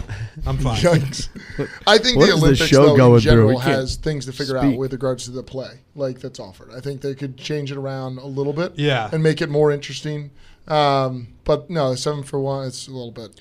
It's a little too much. It's a little gimmicky. It's too many, just too many for one. I don't like 7-for-1. I didn't like anything about that. I do think, Eamon even says that in his piece. Like, there are a lot of things that need to, I keep calling it a piece, by the way. You like that? Yeah, that's good. He says in his piece, You there's a wanna lot. just read his whole piece? Should No, we I just read the don't whole think you can piece? do that. I think that's like not good. I think people should. Yeah. I think people should Little go to Kirk golf. and Minahan's go read. going through that right now. Yeah, I can't be doing that. I think things need to be ironed out. I think that the players are starting to feel that they want to do it, and you just got to figure out a way. He even mentioned, like, is there like men and women competition where like one day they do alternate shot and like you can show the best pairing from the best country, like who has the best golfers, men and women. That's really cool. Like that would also add to it. So there's a lot of ways to add to it. I think it's definitely gained. It's gained that respect, I think, amongst the players this year for sure. I think when Rory speaks too, it Totally, changes about anything. the tide, right? And like, he's so honest, he's so transparent. Like, he's my favorite guy to listen to For in sure. golf, and it's not that close. And Probably his accent. yeah, No, it's that not. adds that, but like, Trent, that it doesn't take anything away. 100% adds Okay, it adds to why to it, it you adds to fucking it. listen to him. Trent, why don't you go? What's 6-1? What was? No, I was saying that like if I were involved in it, I would just leave. Oh, okay, you're just out of the competition. Yes, I okay. would. I didn't so, say it correctly, but I was like, if it's this Boy, many did you people- not convey No. that. I know. That was the at biggest all. point. When we were talking Just about like us yelled. involving You just ourselves like in the yelled Olympics. 6 to Well, 1 he or broke something. 100, so now he thinks he's in the Olympic. Like, why field was the next first time. thing for you to answer that question or respond to that? Because I've never said anything dumb on the show in my life, so I'm trying to figure out what's Exactly. Sure, going yeah. to Let's really turn the screws on me. So what were you thinking? Why did you immediately put yourself in one of the 6? Because he said, "What do you guys think of this?" And I immediately started to think, like, Oh, what if I was in the Olympics, if I were, So if we If say, golf really if we goes say good for me over the Hideki next 4 Matsuyama years. and Dustin Johnson went to a playoff, you'd be like, well, if I was Dustin Johnson, I would have lost that. no, I'm saying he had said, "What do you guys think of Yeah. this playoff that took place?" And I immediately, for whatever reason, put myself in a guy who is it's 7 people competing for a bronze medal, and I would just be like, "I'm out of here. I don't want this That makes fucking sense. bronze medal." That makes sense. That was not part of the story, but I appreciate you explaining it. I don't. Why are we breaking down what I said? I just pointed at Trent. Yeah, started laughing at me. I don't know. Because I've It's a like weird I said, spot, never 'cause you done No, can't- Frankie's never said anything dumb No. on the show. No, not once. It's my a weird opinion. spot 'cause What- you do can't we- tell them like I'm just not playing for the bronze medal. That would be. Yeah. Also, I thought it love was a that- funny thing to say, and now it's really, if you explain it over and over and over again, Missing every time. It misses every single time. Do you guys think the caddies should get their own gold medal? Yes, Or should they get like 10% of a gold medal? they Like should a little mini one, maybe a coin? give him a gold medal. Really? Do you get a fucking? I don't know. Do you get a U.S. Does a Open coach- trophy? Does a coach get a gold medal in hockey? I think so. Yeah, but would I don't know that assume like so. the whole training staff would. Yeah, They're a but pretty like the caddy's integral on part. the bag. But dude, Like, you he don't is get, like like- a mental coach all the way. The caddy through. doesn't get a U.S. Open trophy, and he doesn't get a green jacket. The caddy does not get a green jacket. No, he does not. Doesn't even get a sliver of the cloth. So it's like, I don't know. It's tough. My gut Real- says no. I think they. I spit everywhere. I think that they Let's should talk get, about it. I spit. I don't know. I got something going on. Okay. I just spit a little bit. I ate a lot of Chipotle, and I had a lot of cheese, and maybe things are just popping up right now. What's your go-to Chipotle? What's your go-to Chipotle order? You know, today I had a new Chipotle order that I've never had before because of this man to my left. He made me order a new Chipotle order, which is crazy because All right. Chipotle is the Talk us ultimate, through it. like, Chipotle is the ultimate Same order. Same order, you know? I know what I'm getting every time. I didn't make you do anything. No, well, the amount you talked about it, you don't think I would. I mean, know I've been that. eating a lot of Chipotle tacos. He had Chipotle tacos. You get the 3 tacos. I got 1 barbacoa. I got 1 steak one. I got 2 steak ones. One of them I threw a little guacamole in there. They were delightful. I like them. Light, quick, easy tacos. I will say, after the ping pong thing, I walked over. Trent had him, and I was like, is that Chipotle? Because 3 Right. tacos, like, nobody gets. No. You get the burrito, you get the bowl. That's it. I tend to get the steak bowl, guac, covered up with all the goodies. But, no, I've never. So then when I saw you had 3 tacos, I was then intrigued, or I almost just ordered it just to see. I find that the bowl or the entire burrito is too heavy sometimes. Oh, You're on a yeah. crazy taco kick recently. Oh, yeah. Really crazy. How are we going to get you out of this? I don't want to leave. You don't want to leave the taco kick? No. God. Why would I want to leave Yeah, tacos? when you find a good kick, you don't leave. No. Why would I want to leave? I don't know. I'm I just- happy. That, like, nervous, no. Yeah. I'm just Why don't you just not focus on what I'm doing and just let me say stupid things into a microphone and not go back on it, and then let me eat tacos as much as I want. Gold One medal time for it- Olympics. What do you think? For Caddy? Yeah. No. Lurch? Yeah. Really? Full medal? Full medal. Maybe a small I think that the U.S. Open trophy claret jug green jacket argument was really good. I just don't know how you give the caddy a gold medal. I just don't know how you do that. I don't think give him I know. a There's give him a something about the gold earring or is it- something. I don't. You can't give him a medal. I don't Is know. the coach's name on the Stanley Cup? Does anybody Yes. know that? It is. Oh, definitely. There's something about going over there, like being in the Olympic Village or wherever they have to be like stationed, and like the grind, especially this year of the Olympics, being a part of that. I don't think the golfers got a chance to be a part of it, but like the opening ceremonies, like if you're a part of that, there is like an argument to be made that like you are part of that like team that is getting awarded that medal. Like, Right. I don't know, man. It's You're tough. part of the team. It's tough because Right. medals are just different. Like I guess- back in the ancient Greeks, like they probably, I'm just saying, like there's a lot of I history. feel like they to probably these. didn't even have medals all the way back. Oh, they had to have something. I don't know about medals. Maybe though. they put the did they put the green stuff around their heads? Like, you know what I'm talking The about? ivory or whatever? The ivory. You think they put like little crowns around their heads? Why don't you move to Greece, dude? I guess my question on this topic is there in any other Olympic sport, is there anything like a caddy? That's why I compared it to a coach, but like, Coaches don't get a gold medal. Do we know that for a fact? oh, I thought they did. I made that up. I'm gonna I look it said up. it as confidently as I could. There's this thing called there's, Google. There's What? no way they're just giving out gold medals. They're not like No, I Super know, Bowl but rings. like for wrestling, they give the coach. Like, I'd be interested if like, Coaches do not receive Olympic medals, whether in a team or individual not giving competition. them out. When their athletes reach the podium, however, at some world championships and other elite sporting competitions, they are recognized with hardware. However, only the 4 who won the final received their medal on the podium. I don't even know what the rest of that means. All I know is that they say they do not Yeah. win gold. Gold medals or medals For in the general, athletes, They're then. for the athletes. Yeah. Like that. Everybody gets a Super Bowl ring, but not everybody gets the Lombardi Trophy. How about this year? Every gold medal You winner. see what I mean? yeah. That's like it's just, and I know. Yeah. But the Lombardi Trophy goes to the team. Yeah. I don't love that argument. You know what I mean? Like, are all these medals just going back to the country? No, but you understand like the significance Yes. of the trophy itself. Yes. Like the Lombardi is the fucking Lombardi, and Right. they make like the guy who sweeps the floor at the football stadium gets a ring. Super Bowl ring. Right. That's different. Like I feel like the And that's that additional hardware that Frankie was probably talking about in that point of like athletes get the medals, everybody else in the surrounding probably gets a cool little trinket. I think that's right. How about this? So Xander won the gold medal. He also won from the U.S. Olympic Committee this year is paying both, I believe, all medal winners and then also Paralympic winners the same price or relatively the same price for the first time of all time, which is going to be awesome to see. $37,500, I believe, is the number per gold medal to the winner. Do you think you just give that to the caddy? Or are we getting crazy go. now? I won the medal. You win the consolation money like that they're also giving with us, and we just had one hell of a fucking week. Yeah. I feel like that is the way to go if you're a golfer.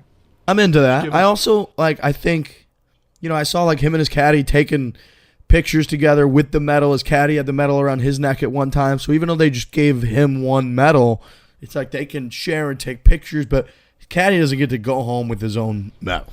Okay? No. I think Love caddies. It's also We've had interesting. a lot of our best stories we've ever had in the history of the show are from caddies. A lot of our best experiences have been with caddies. We fucking love caddies. I got to draw the line. I don't think Caddy gets a gold medal. Right. We've never made the argument. Yeah, we've never made the argument for like Joey LaCava. Like we love Joey LaCava. We've never been like that guy needs a green jacket. No. Never once has it popped in our head being like that guy was with Tiger Woods, got him through Thursday to Sunday. It was there on his bag. He won the greatest Masters of all time, one of the greatest come from behind stories of all time. Tiger Woods is back on top. Joey LaCava has to get a green jacket. Give him that jacket. Once. Give him the we didn't even jacket. think about it. We didn't even think about it. Right. Maybe No. give him a scarf or something. Nothing. We didn't even say anything. We were just like, Yeah. no, Joey's just like there. He's just He part gets of it. 10%. Right. You Yeah. know what's crazy? Singapore. How much do you think they pay out for a gold medal? Not even close to the United States. I'm going to say $1,000. $738,000. What? So it's because I think it's because the U.S. gets so many that they just only pay out a little bit. Singapore, you must go back as a hero. So they're at 738. Taiwan's at 716. Indonesia 346.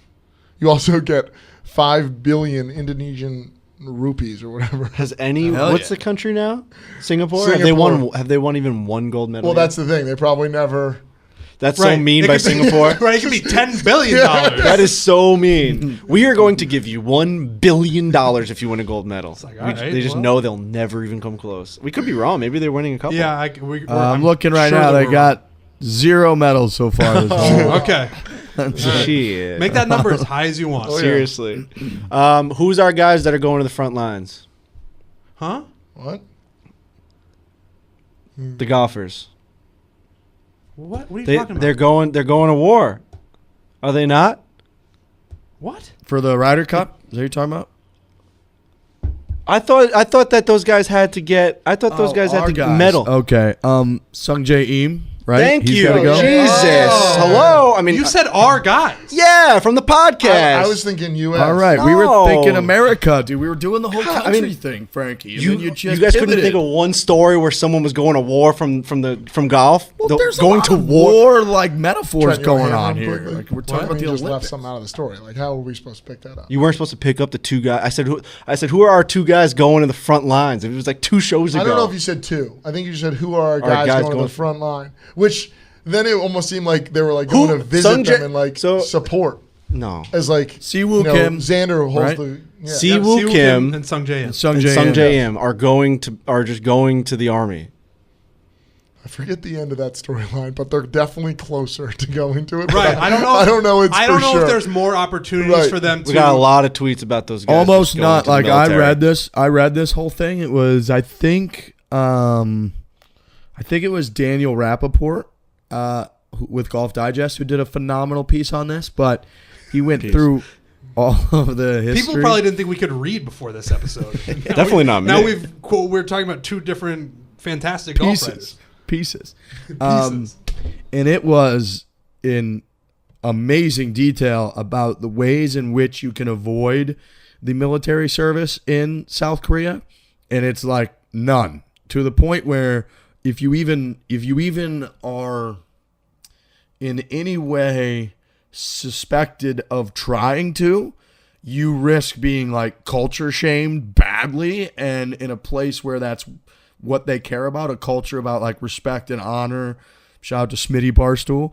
If you are in any way suspected of trying to weasel around that, you will be like publicly canceled and shamed ruthlessly because everyone does their military duty. Like nobody's supposed to think that they're like above it or better than that. And literally like the only way to do it is to win like a gold medal or a medal in the Olympics. And then there's a few other ones, but it wouldn't pertain for golf. So like some have won it in like, if you win a gold medal, I think in like the world championships, you know, it's one of the exemptions, but like golf doesn't have that. So they're fucked is kind of what it sounded like. It's So so it's- weird that they like they can't see that like basically they're saying if you're an extremely good golfer to the point where you win like a gold medal, you do not have to go back here. I mean, Sung Jae Im and Siwoo Kim are extremely incredible golfers. They just didn't achieve like that one thing because they played poorly one week.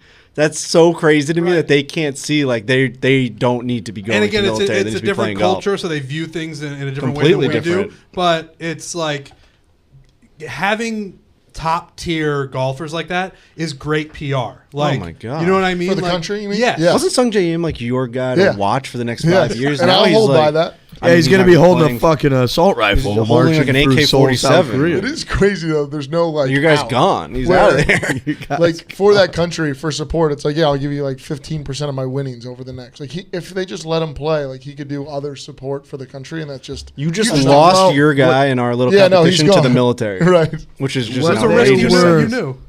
What they were describing too is that Seoul, South Korea, is like the same distance away from the North Korean border as like Brooklyn to Newark, and Wow. right across the way right there, like North Korea and their crazy person leader just have missiles pointed at like Seoul, South Korea, and Right. that they take like this militaristic duty unbelievably seriously because their biggest foe, who again is like an unhinged crazy person with like nuclear missiles, is a quick fucking trip through the tunnel away from just being able to, God knows, like they just go to war. So Yeah, that's a they problem. They take 1 week the you're in duty Augusta, week 2 you're just on the extremely front line. seriously. And probably for like, and I don't know how important. I'm sure it's incredibly important from day to day, but like I bet the world has some thanks to South Korea for like at least Holding the line. holding these guys off and like showing some sort of battle and like, hey, like you can't just fucking aim those things at us. Like there's a lot of things going on in It's a Korea that I don't fucking- know at, It's a but tough neighbor to have. that is a tough neighbor to have, man. So again, you oh can't boy, just does that be guy like- suck. No, I'm pretty sick at golf, so I don't have to go do that, right? They're like, no. Like, you were born in South Korea. We nurtured you to be an adult. Now you will serve on the line so that we don't get blown to smithereens by Kim Jong-un, Wow. who shot 18 on 18 holes of golf. It's admirable. I'll give him that. It's just Definitely. psychotic. I wonder if there's any more opportunities coming up or if that was it. I really don't Yeah, know. I'd have to go back through the story. But I know that they skipped the British Open because they wanted to prepare for the Olympics. So this was clearly a very big deal. Could you imagine the pressure? No, like we did dude. that. No. What if you don't like?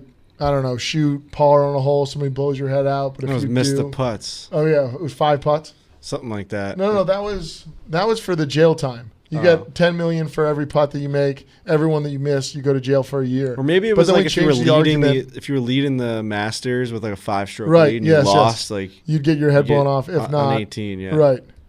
I mean that pressure. Pretty close. Dude, especially the pressure, it's a lot of pressure no matter what, but pressure in comparison to the other competitors in the Oh, yeah. Olympics, Justin Thomas and Xander are like, all right, well, we're just going to go. On You this know, We saw Jet. Rory shank a ball because there was so much pressure going back like on the first hole and made an 8, I think, and then he Yeah. was just out of the tournament. right. Like, no, this is different. This isn't just like win or lose, declare a It's jug. legitimately all life's over. life-altering pressure. Right.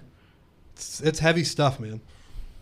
Imagine thinking you're tougher than the sun. I can't. That's why I use SPF. And you know who just launched a whole line of SPF products? Our favorite skincare brand, Ors and Alps. One of our favorite partners we've been working with for years, Ors and Alps. They just deliver. They're all natural, baby. You don't want that gross aluminum, horrible stuff in your skin clogging you up. And you don't want that in your SPF products, in your sunscreen. Did we have the debate? Was it us that had the debate between sunscreen and... Sun lotion. Oh, this Suntan guy lotion. over here calls it suntan lotion. Those are That's two a lot of words. different products. How so? I don't know Santan about lotion that. is to, I think it's more like spray based, but it's to help you bronze. Feels like you're making this up on help the you fly. get No, there tan. it's true. Like there's something that helps you Sunscreen tan. is to block. Suntan lotion Idiot. is to.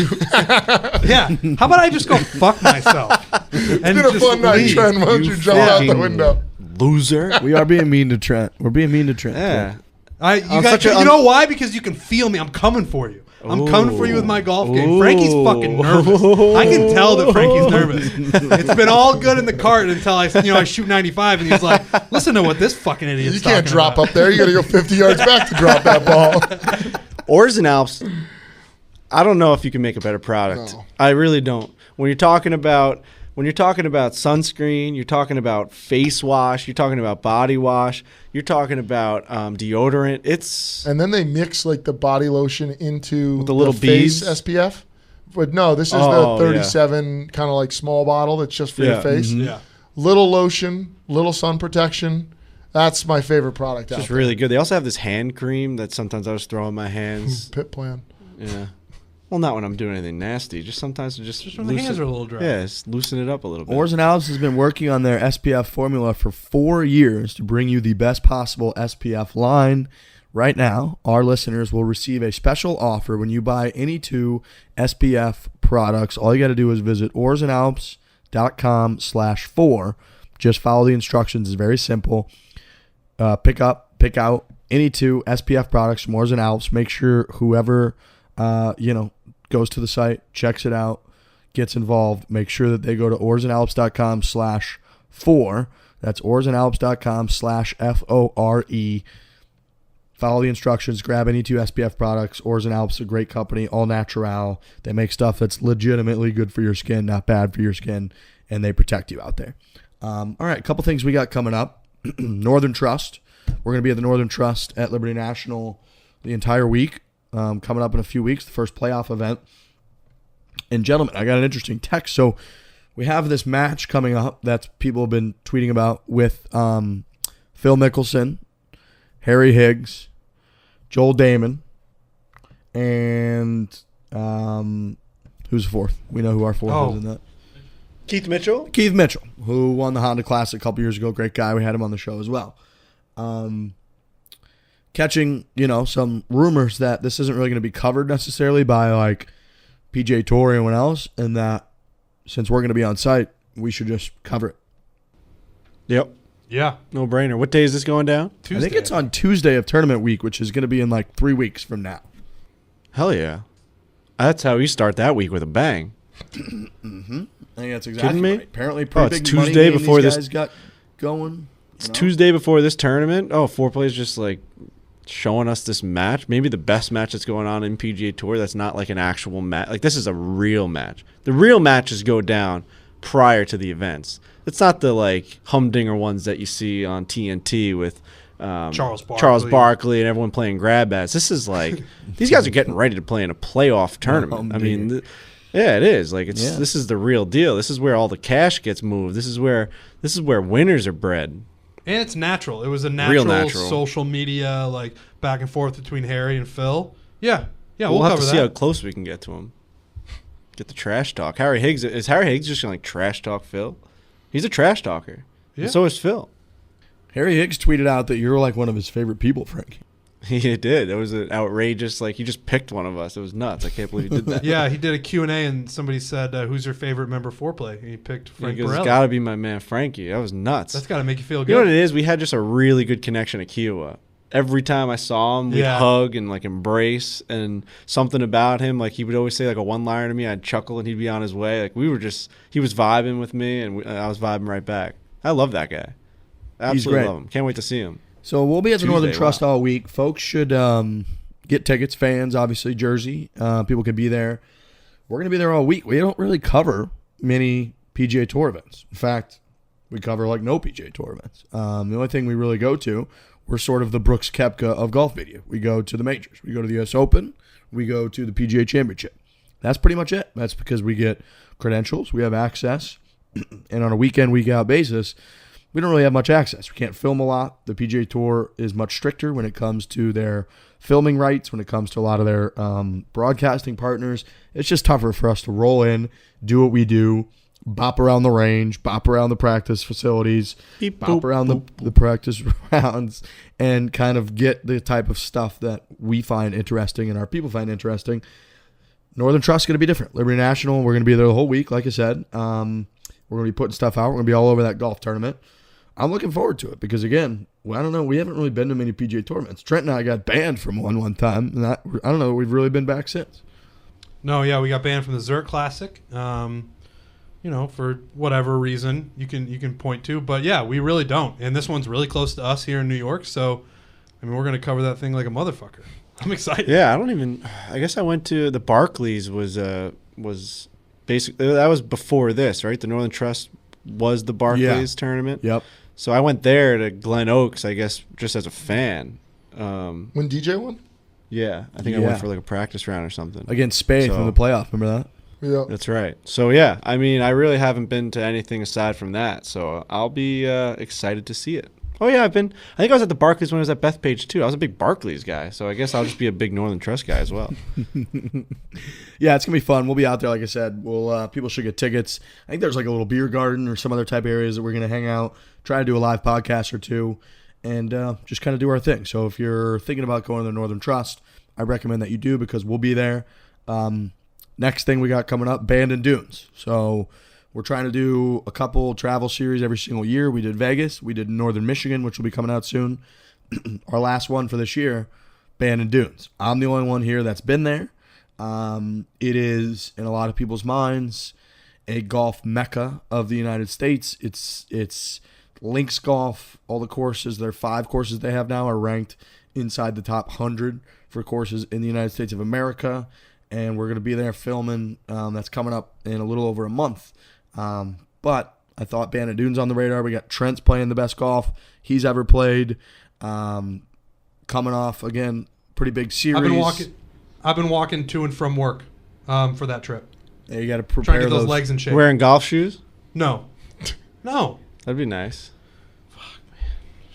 What, dude? I actually think that's a pretty good fucking idea. You're just on me today. Go to Central Park and throw up the golf shoes and just do. You're just on me today. You don't think it's a good idea to wear golf shoes if you're going to walk? No. They're just different types of shoes. I agree with Frankie on this one. Like, of course you do. Throw the shoes on. Those would be some all-time candid photos of people getting you. Well, the ones that you wear don't around. even. What are they called? The MG4s?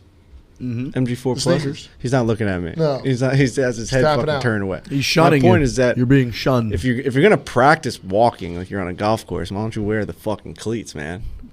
Doesn't make any fucking sense. It does, dude. It does. They're just. Bro, I'm trying to build my leg muscles. It doesn't matter. Oh, no, it's not a leg muscle thing. You've walked golf courses before. It's a foot thing, I heard, because it's so fucking hard on the ground. So maybe walking on the New York City concrete with some golf shoes would prepare you for the next month leading up to Bandon. Maybe I'll walk to work with no shoes on. Okay. Is what I'm saying making any sense? I understand that I've been I followed you for a little bit, but you don't think it's making sense? If he's gonna walk New York City in golf spikes. Riggs did say, and I don't know why the fuck I'm going on Frankie's side here. Thank you. But like he said that the ground is very hard, and it's your feet that really hurt. And what I'm talking about with walking to and from work, I'm just trying to get up the cardio. I mean, I'm fat right now. Breathe. We were talking before, Lurch. We're both fat again. We just always end up in this spot, and I need my legs to just be able to carry my body through all those golf courses. But I do understand that I don't want my toesies to hurt. I don't want blisters. And do they have a spa there? Can I get my feet massaged or something? I don't think it's that kind of place. It's just hardcore golf. That's pretty much it. Golf. Yeah, that's it. Which I'm very excited for, but I just want to make sure my body is in the best shape. Does Bandon Dunes bring 2 pairs of shoes? Does Bandon Dunes bring 2 pairs of shoes? When you in the middle of that day, sorry, Frankie. Actually, I'm not that sorry. You can just shut up. I'm going to talk for a second. Okay. During the middle part of the day, everyone's like, yes, finally. That one guy that sits home and like tapes he times how many seconds I talk, and he's like, he's 37 seconds over the average. I don't want to act like I'm on their side, but I am on my side right now in this podcast, so that's why I said preach. Oh God. Pro tip, go ahead, Riggs. Like Lurch just said, if you bring 2 pairs of shoes and you just change shoes in the middle of the day, even if you're playing 36 one day, it'll actually save, for whatever reason, I don't know the science behind it, just throwing a different look at your feet, shoe-wise, saves your feet for the trip. If you can do 2 pairs of socks, too, in there, just like when you change your shoes, change your socks also, it's a big difference. You get some fresh socks in there, crack the toes once, let them breathe for a second, makes it a big difference. 2 pairs of socks within the same round? No, so you finish 18 holes and you're going back out for 36. Gotcha, yeah. No, when you switch your shoes, switch your socks as well. Okay. I want all of the advice I can get, honestly. Are we doing 36 in one day? No, but most people do when they go on this kind of trip. But I do figure we'll probably hit the preserve, the par 3 course. Might get excited to play some emergency 9. But you're right. These, when we film the whole day, we don't usually play 36 in a day. I'm excited. Does Bandon live up to the hype, or is it like one of those places where it's like there's so many golf courses, there's a couple really cool holes on the water that like Like, does it live up to the hype of like being a place where you have to travel from across? I mean, we're traveling 6 hours on a plane to get all the way to Oregon to get on this fucking golf course, this golf resort. Is it gonna live up to the hype? Is it a place that I'm gonna like not believe? I would say Bandon Dunes is the single best single golf destination in the world. Okay. Wow. Whoa. Sold. More than like now, the old course. again, if you go to you go to the old course, but I think you play the old course. There's a couple other really cool courses that are part of St. Andrews, like Jubilee or whatever. They're cool, but I wouldn't consider that like a single golf destination that's as good as Bandon Dunes overall. Like all 5 of their courses are off That's the crazy. charts. All How top good they 100. All top 100 in the country, and they're all literally on the same property, the same 2-second shuttle. It's so good. The only thing I put up there with it is Pinehurst. Pinehurst doesn't have the ocean, but Pinehurst has the history. It's got the main campus with the cradle and all that. But Pinehurst, Bandon, I think Cabot, once they start to get a few more courses. Obviously, Erin Hills doesn't have as much, but we all Erin Hills has a special place in our heart. The experience, being in Wisconsin, all that. But if you were to actually pick out, I'd say one single destination to bring a golfer where they're going to play a handful of courses in the same spot, I don't think you can find 5 better golf courses than they have at Bandon. Wow. There you go. I'm jacked. Me too. I'll start walking to work with my golf shoes on now. That'll be an epic video, too. That coastline. It's going to be beauty. That drone bed. We better bolster up those propellers coming off that. We're going to need serious propellers. It gets windy as fuck. Yeah, I've watched videos of this fucking place. It's nuts. Might have Other to thing get a I'd sweet put- drone for us then. Yeah, it'd be a first. Every time I help with the drone, I help. Get him. Yeah. Well, I gotta go to fucking Best Buy to buy my drones. You literally sell drones for a living. Yeah, the law enforcement. Crazy. Law enforcement.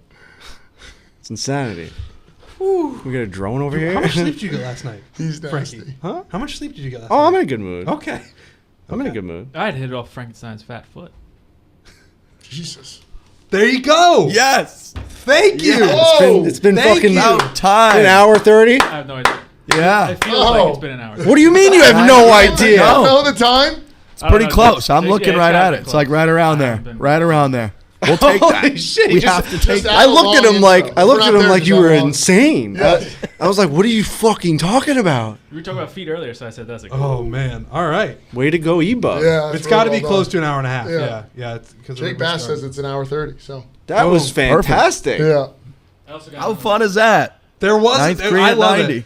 There was a split second where we all forgot what he was doing, and we were like, "What the hell just?" So happened? for anyone that Took me doesn't a bit, know, actually. we do a nice little segment called what? Ninth green at 90 minutes.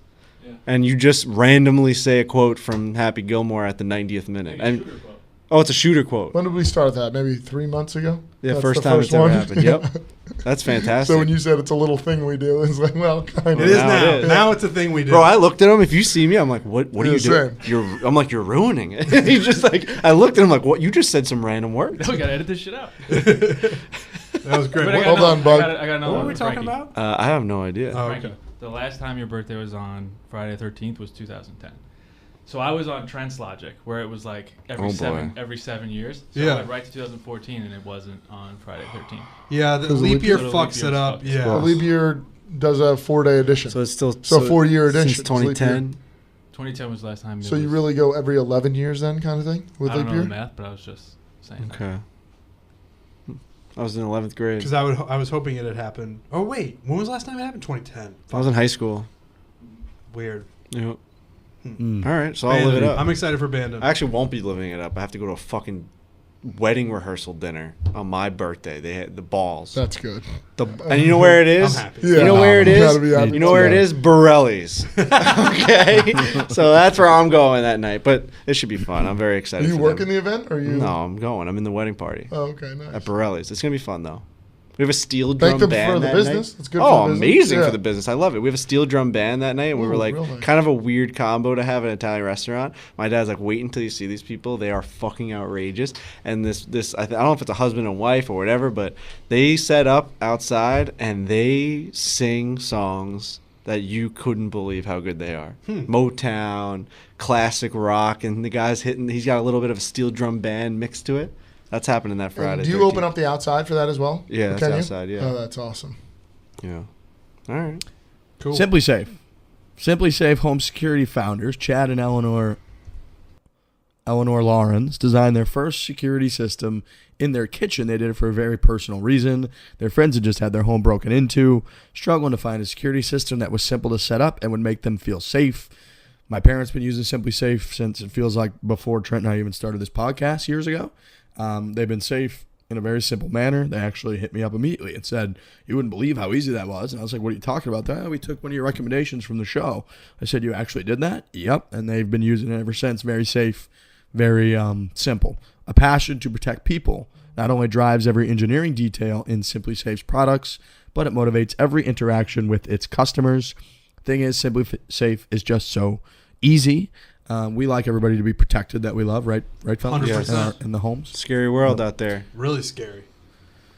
Horrifying. Well, if you, I was gonna find this stat. They usually have one of the stats in there. It's something creepy, like every few I seconds. think it's somebody every. just I'll make up a stat. steals it's, your It's home. every minute a house gets broken into.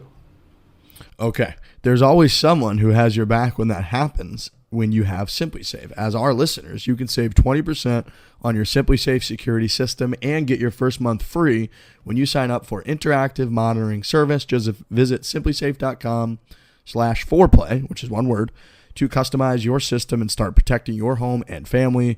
That is simplisafe.com/foreplay. Save 20%. Again, go to simplisafe.com/foreplay. And then last thing in terms of our schedule coming up is we will be at the Ryder Cup as well. Now, I'm a little bit upset because I'm looking at their fucking website and it says Ryder Cup 2020. No. That's unfortunate. Does it say that within the logo, or does it say that within the URL? Yeah, it says the logo. Unlike you go to RyderCup.com, it's got a countdown clock, Rolex clock, 48 days, 12 hours, 7 minutes, 56 seconds.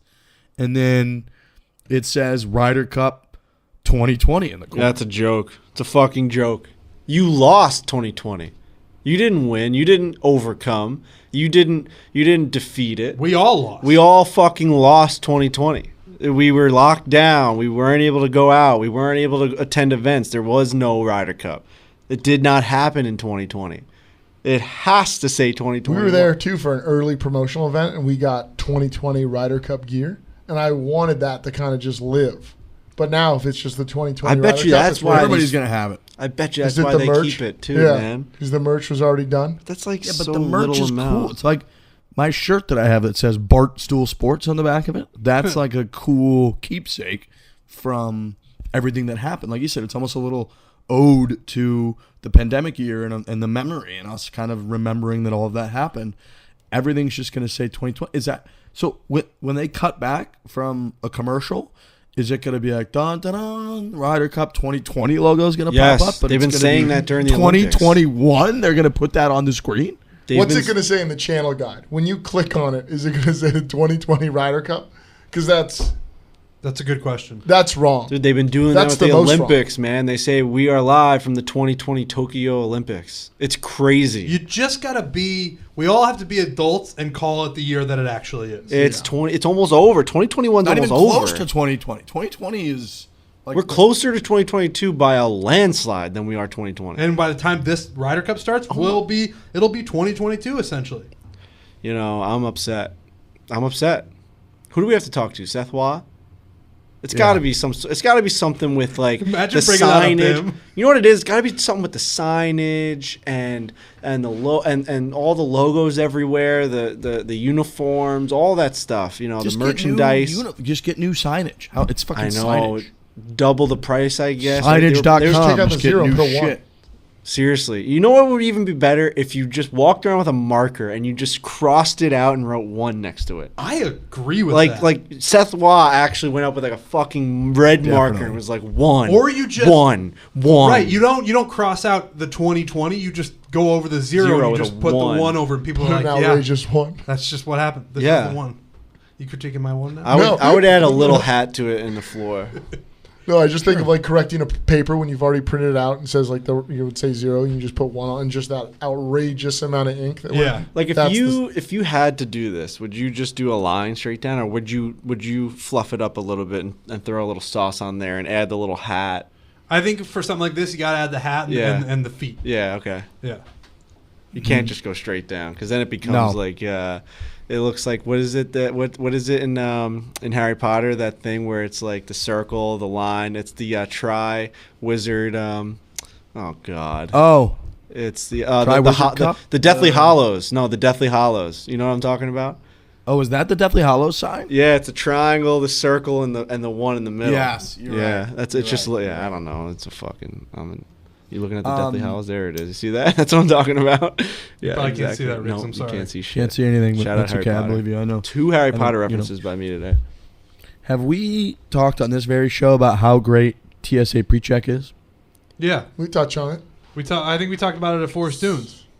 Was that on the show, or was that? I'm almost positive. No, that was on the show because Yeah. I was talking. It's like Easy Pass for airports. Yeah. And if you blend that with clear, it's like boom, boom. You're just to the front. You just can't be stopped. because then So this is my new thing. Yeah. People were telling me to get clear too, and I'm like 007 of fucking air traffic. One of the early Frankie Lurch competitions was there was a line at an airport, and I saw you stuck in it, and I just went right up to the clear counter, bought access or whatever it cost me, and then just beat you inside. No, I have clear. You weren't using that day then. Yeah. You did? Yeah. I don't have clear. Yeah, no, I've always shoved my clear right up your guys' asses. Seriously. Every time. And then one time I remember, and normally you shove it right up my ass. But one time I sent you a picture of a line that I was in, and you hadn't gotten to the airport yet, and you were like, you fucking suck. They didn't have and then clear. they didn't have clear, and I felt great. Yeah. You were behind me. Every time I get through it, I'll just text Trent and be like, you guys need anything? Like, you guys need any water? Or I'm just going to grab breakfast while you guys wait online. I don't know if I want others to get it. Because if No. everybody starts getting it. How That's hard a is it mess. to Right. get TSA It's easy. pre-checked? He said it's pretty easy. Unbelievably easy. It's not even. How long does I it used to take? think it was a meeting. It's not even a meeting. You show up. They just like take your fingerprints. You wait 5 minutes maybe while they just do paperwork and shit that people do, and then you leave and they email you within a few days, and you just get a known traveler number. And then what's a joke about it is that they don't even really check you at security. No. You just like You don't take off they're your like, shoes. Nothing. yeah, Riggs, we Laptop met you stays in a the few bag. years ago. You're like, for the next 5 years, you basically can just get on any plane that you want. You don't take any shoes. You don't take anything out of your backpack. It's amazing. So you can't do this the morning of a flight, No. right? It's got to be a couple days in advance. I would say the process like, book to it. be Yeah. safely is about a week. Can you do this at the DMV, or can you only do this at the airport? I bet you can do it at the DMV. No, I didn't do it at the airport. You go to these like registered locations, like identity locations, and you go there. Riggs talk like it's not a meeting at all. You just tell them your information. And they're like, "Is there any like rejection processes?" They're like, "Probably not." You'll have it. I think their disclaimer says that it could be 30 to 60, 90 days, and I was like, "Is that real?" And then they're like, "No, usually you get it within like a few days." How The about craziest I gotta thing to give some lady the other day saved me. I roll in. I'm flying like Southwest out of Phoenix, and the line to check in for Southwest was probably 100 people, and I just didn't have that much time. And some lady came walking right by me and just goes, "Hey, there's no line outside on the curb. You just check your bags. Takes 1 second." I was like, "What?" Walked outside, handed the guy $5, checked my bags in probably 30 seconds. Then he put my known traveler number on my thing too. I was in security, man. Maybe 2.5 minutes after that lady said that, I was like at the gate, ready to rock. It was insane. Those people outside, they don't work for the airline though. That's like a privatized group. I feel like when I look I at don't the give a labels fuck on who they them- work for. Right, like, I I'm know, telling but you, I don't really check my understand bags, how I that was in works. 2 seconds. No, Totally agree. It was a. But she they're- just saved me big time. Yeah, it's like mandatory tip out there. Like you have to give them $5 or something like So that. there's What is nothing. that? Might be worth $100. Oh no, totally. There's nothing similar to TSA pre-check or clear for checking your bags. They haven't come out with that yet. No, Curbside check-in. the baggage process is always feels Especially for wrong. golfers, man. Sometimes like that is what makes you miss a flight, or really, people just like you. I've been grinding to make a flight before, and then you get stuck behind these international like flight families that are like they're going back to wherever, or they're coming from wherever, and they have their whole house on one of those little trolley things, and you're like, I can't believe you're checking these many bags behind you. No. There's got to be something I can pay for to get some sort of express line to just drop my golf bag on and just be on my way. Well, they have I was the little behind a terminals, family but the other day. If there's no terminal, then Yeah. some airports don't, then you're screwed. Because Yeah, you can go there, screwed. print your thing out, and just drop it in baggage. True. I was behind some family They were checking boxes. Like Yeah, it's packages. nuts. They were. I was like, "What is this? Isn't FedEx? Like we're trying to go to a fucking destination here. You shouldn't be crazy. allowed That's to do that crazy. shit. No. It was unbelievable. Feels like a security risk.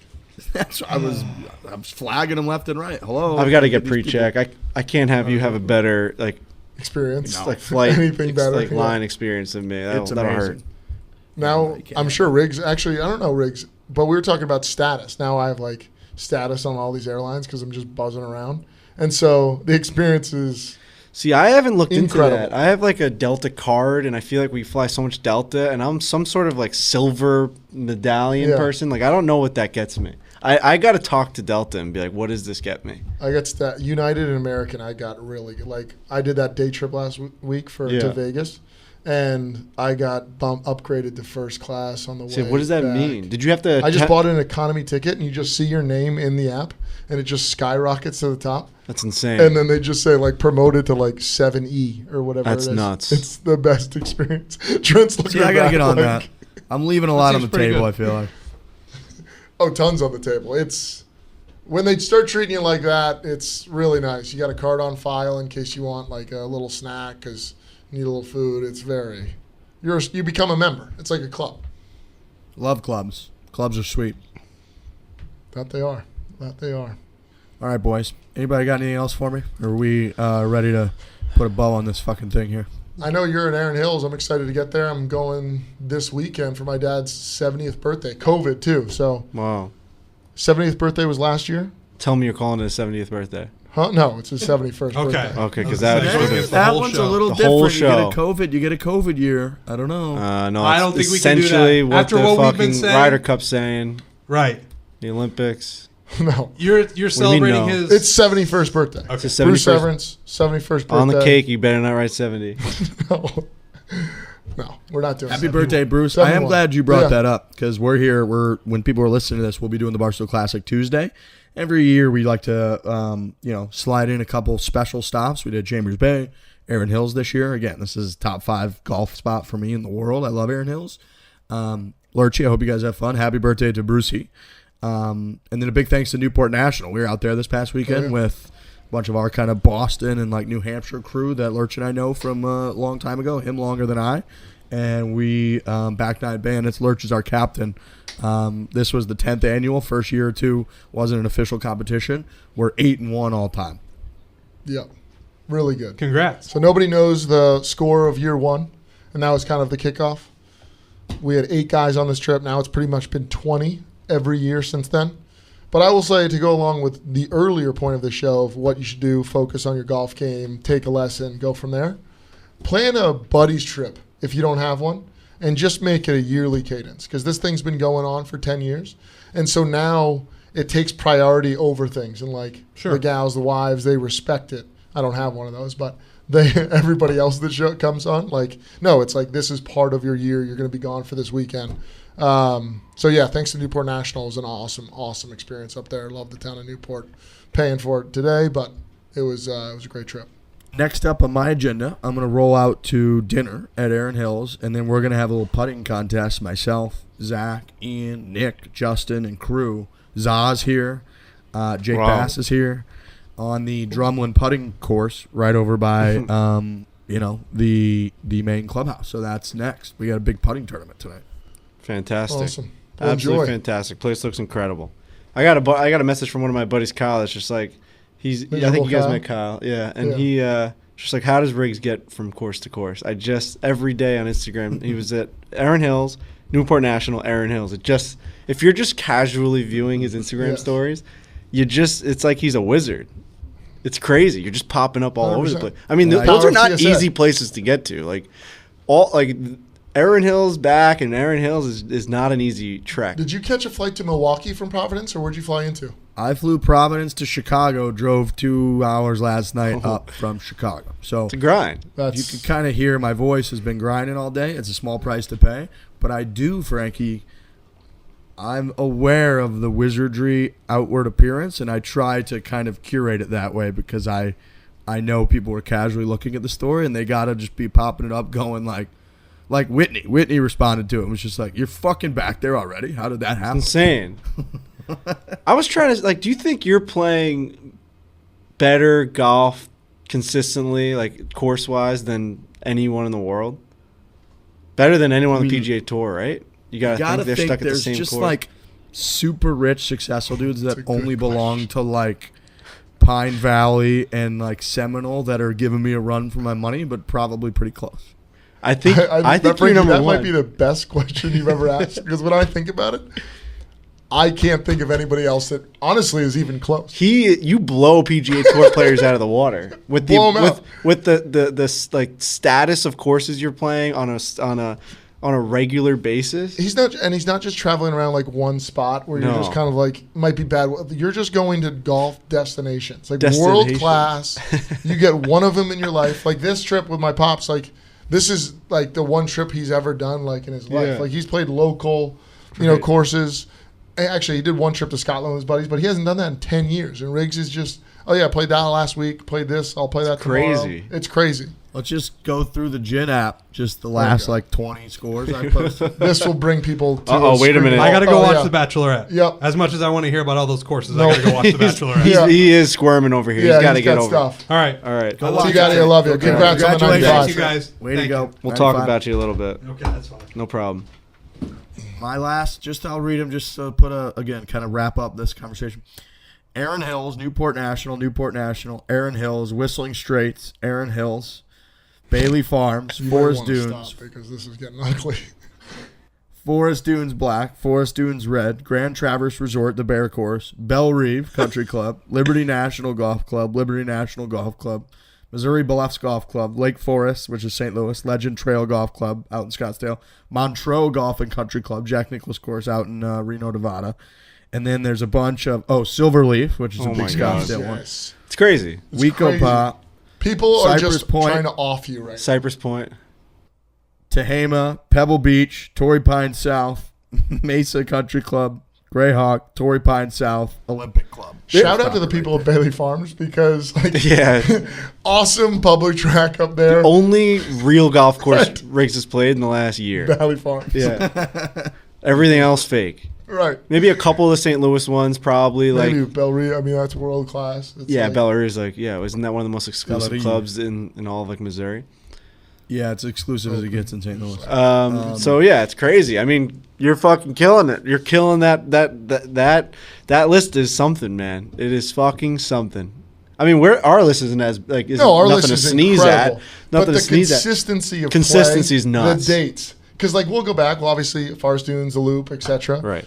You'll see Newport National, but then you drop in 2 Liberties. I guess you were there, just all these things. No, it's crazy. It just continues, and then he throws in Whistling Straits, just ho hum, didn't even brush Cypress over. was the best one. And I'll be at a bunch of these pretty cool public tracks in Scottsdale that I go play to film the Riggs Verse videos. I just skipped over when I was reading all Right.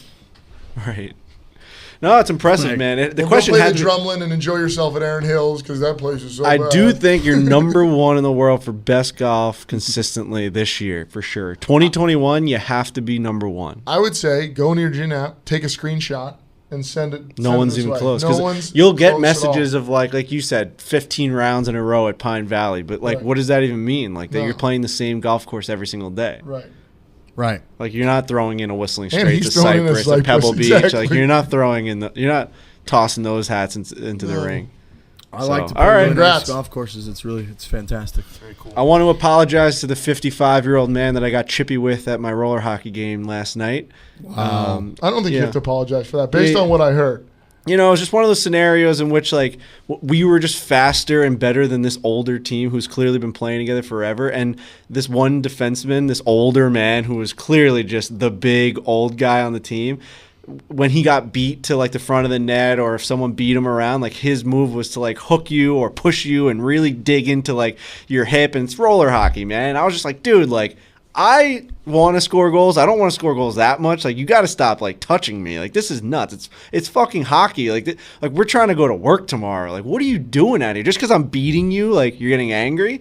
And then one time he did it, and I just like slashed him on top of his skate and like dug my stick into the back of his roller skate. And he like looked at me and goes, "You little twerp!" Like, and I was like, "Oh, the big bully's like coming after me again. Oh, everyone watch out!" And I probably said something fucking stupid to him. Oh, yeah. He goes, "I'm a big old man out here." I was like, "You're playing like one." And everyone was like, "Ooh."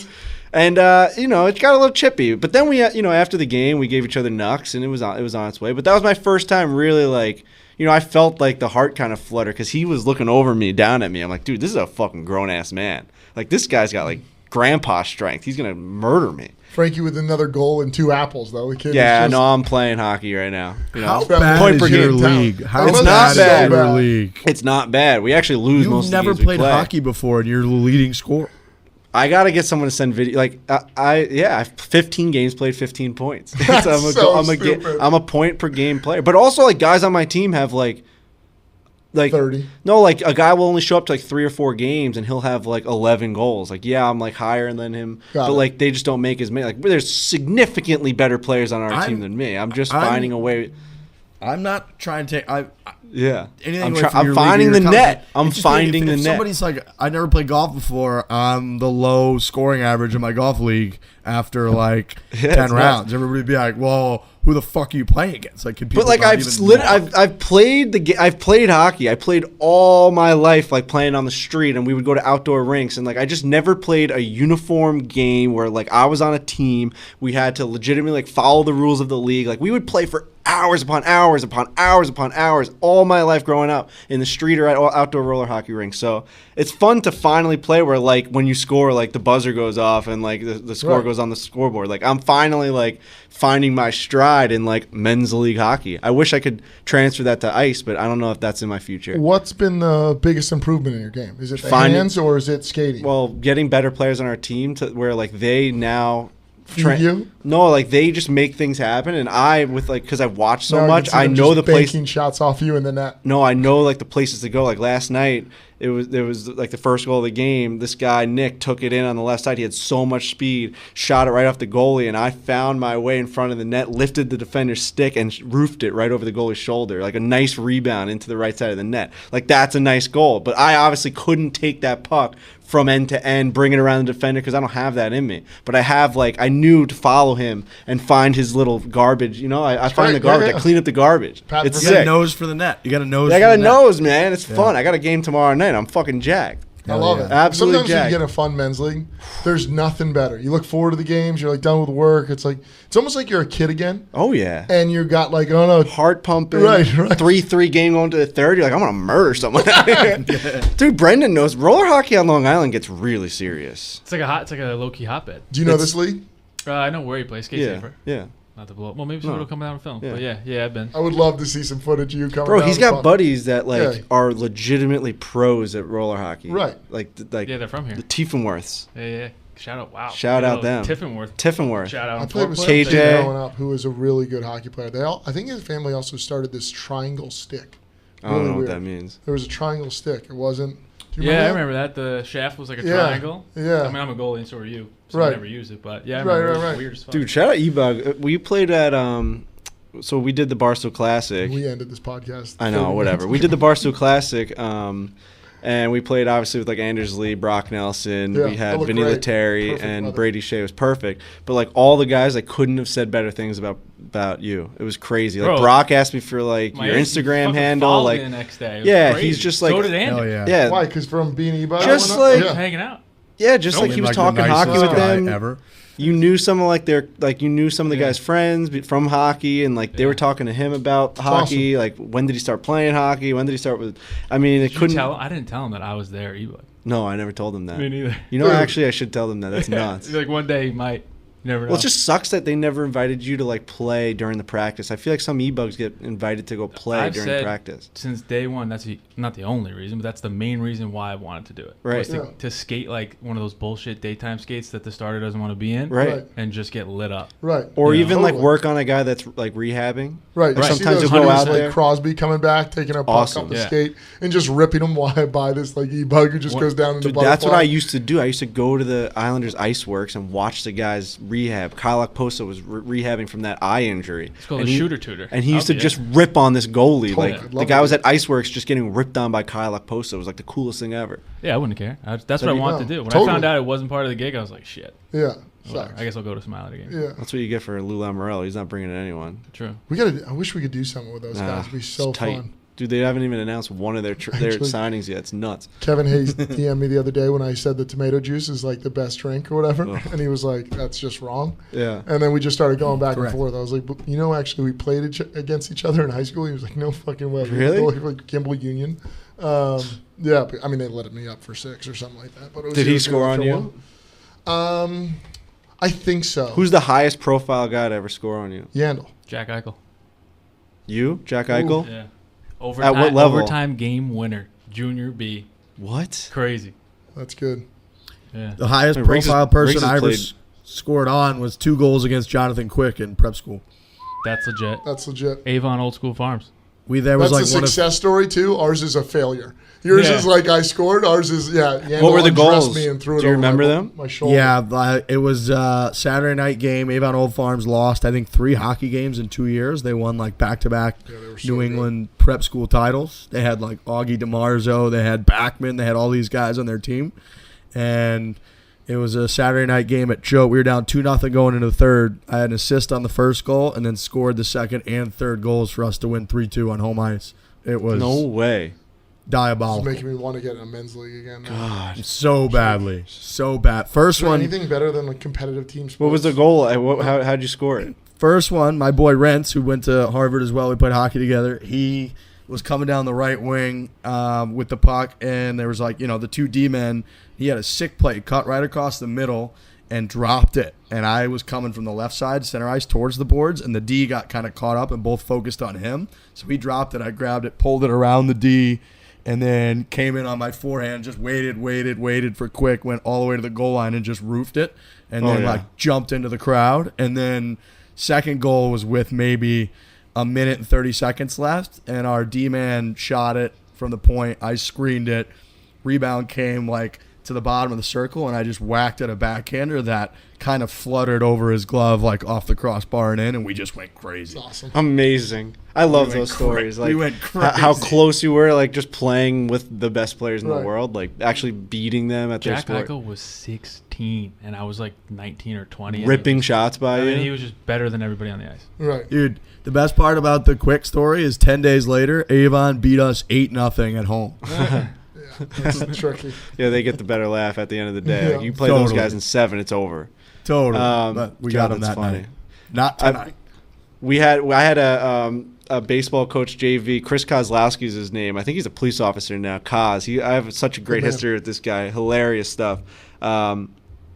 And I remember he used to tell a story. He was in he was in one of the minor league in the minor leagues for one of the teams, maybe the Blue Jays. And I remember he talks about he faced Derek Jeter in spring training and like how that was like, all right, like this is my moment. Like I'm in spring training, I'm a minor league baseball pitcher. Like now is the time to fucking nut up and shut these people up. Like I'm a pitcher. And I remember he was saying like I'd have to get the full great story from him, but there's something about the catcher, he had Jeter like 0-2, like, and the catcher was like asking for a changeup, and like he wanted to throw a fastball, and he waved him off a couple times, and he ended up stepping off, and then the catcher's like throw the changeup, and he throws the changeup, and Jeter hits like one off the wall, and then the next at bat, like the guy hits a double and the run scores, and all of a sudden it's like you're looking back at your career and you're like, it just didn't work out. But like, could you have struck Derek Jeter out? Like, what happens there if you blow a 92-mile-an-hour fastball by him? Like,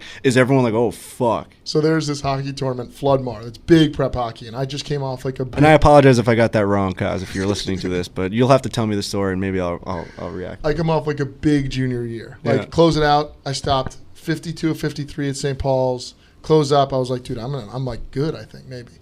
Next year starts up. We go to NMH, same thing. 51 of 52. We're going into Floodmore, and I'm like, dude, I'm going to be like, somebody might talk to me here. And then we play Nobles, and like actually Hayes and that team just ended my career. First period, 0-0, and I remember there was 21 pucks against me. Like they had Mark Fain, they had the Hayes brothers, they had a bunch of good kids up at Nobles. And periods 2 and 3, they had 6 goals. So then, like, when you ask, like, did he score? It's like, probably. Oh, man. Probably. And then it just, faded into podcasting and tech sales. God damn. Mm-hmm. It's funny. It is. It's fun to play against those guys growing up, though. Yeah. I mean, I told the story about Yandel ripping one over my shoulder. Yeah. Can't handle Yandel scraping ice after, Amazing. just some humbling times. Amazing. Mm-hmm. Now he's back in Philly with Hayes. That's going to be a dangerous duo out there for the city of Philadelphia. My goodness. We had them on the Rangers for a half second. Yeah. It's just amazing that the Rangers couldn't see how good that locker room was, and they blew it up. God. Yeah, we just overpaid for players at that Ryan point. McDonough, man. Steps was Ryan overpaid. McDonough makes $6.5 million. It's insane that he's not the captain of the Rangers. It's insane he's not the captain of the Rangers. Hurts. That guy has won 2 Stanley Cups. He's the best player on the ice almost at all times. Drag me through the road and just. Now you guys got Ryan Ryan Reeves to try and fight Tom Wilson. They traded a 3rd rounder for Game 1 opening night. It's just crazy. Yeah. This should be exciting though. Right. It'll be a good year. Who knows? I'm excited when hockey comes back. It's a great sport. Love it. Good Absolutely luck in your roller hockey game, Frankie. Thank you.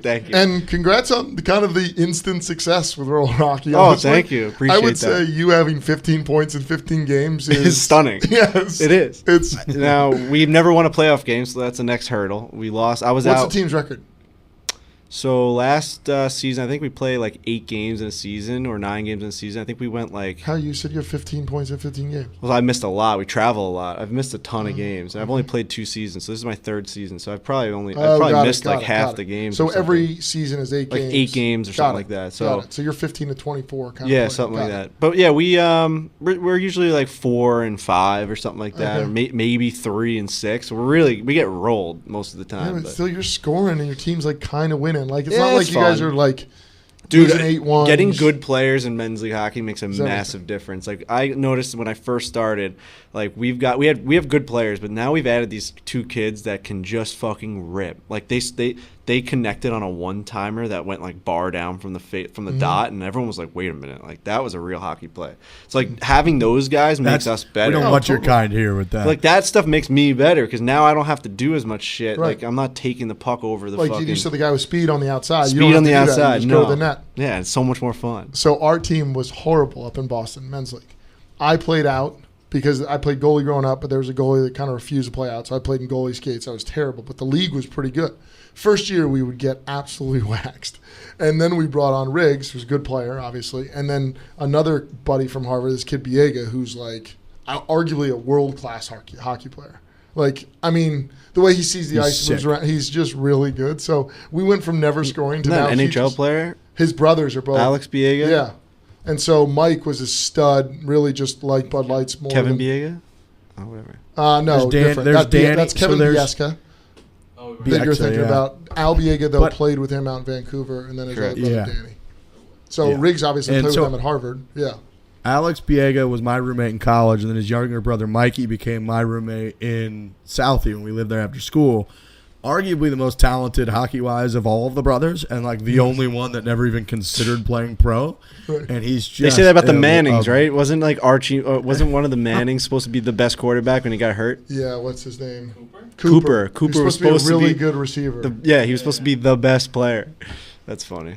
And look, like Al Biega's been playing in the NHL for like 10 years. He's making good money. He's a role guy, he's a locker room guy. Like they're the best family ever. But we always would just laugh because like Mikey Biega, who played on our men's league team that Lurch is talking about, is so unbelievably sick at hockey. It's crazy. And he would just show up and light up these men's league games. And yeah, Lurch said our team was sick. to one point where like I'm playing a goalie skate, so I can barely skate. I don't move fast. I can't turn sharp. And like these guys are good. I would usually play defense because like I've got pretty good body control, so I would just kind of like push people around, and I was definitely like the most hated player in the league. You were that guy that I had to deal with the other night. Yes. Just pushing me because I was Right. faster than him. So then, Playing long stick like lacrosse on right, ice it's hockey. pretty much. I That's would just like one time it was a 1-on-1. I just took the puck square into the corner, just held it for my team to get a change. It's infuriating. And so, anyways, they were like, Lurch, and Biega started calling me Lurch because I played in goalie skates, right? I couldn't move around. I was all rigid.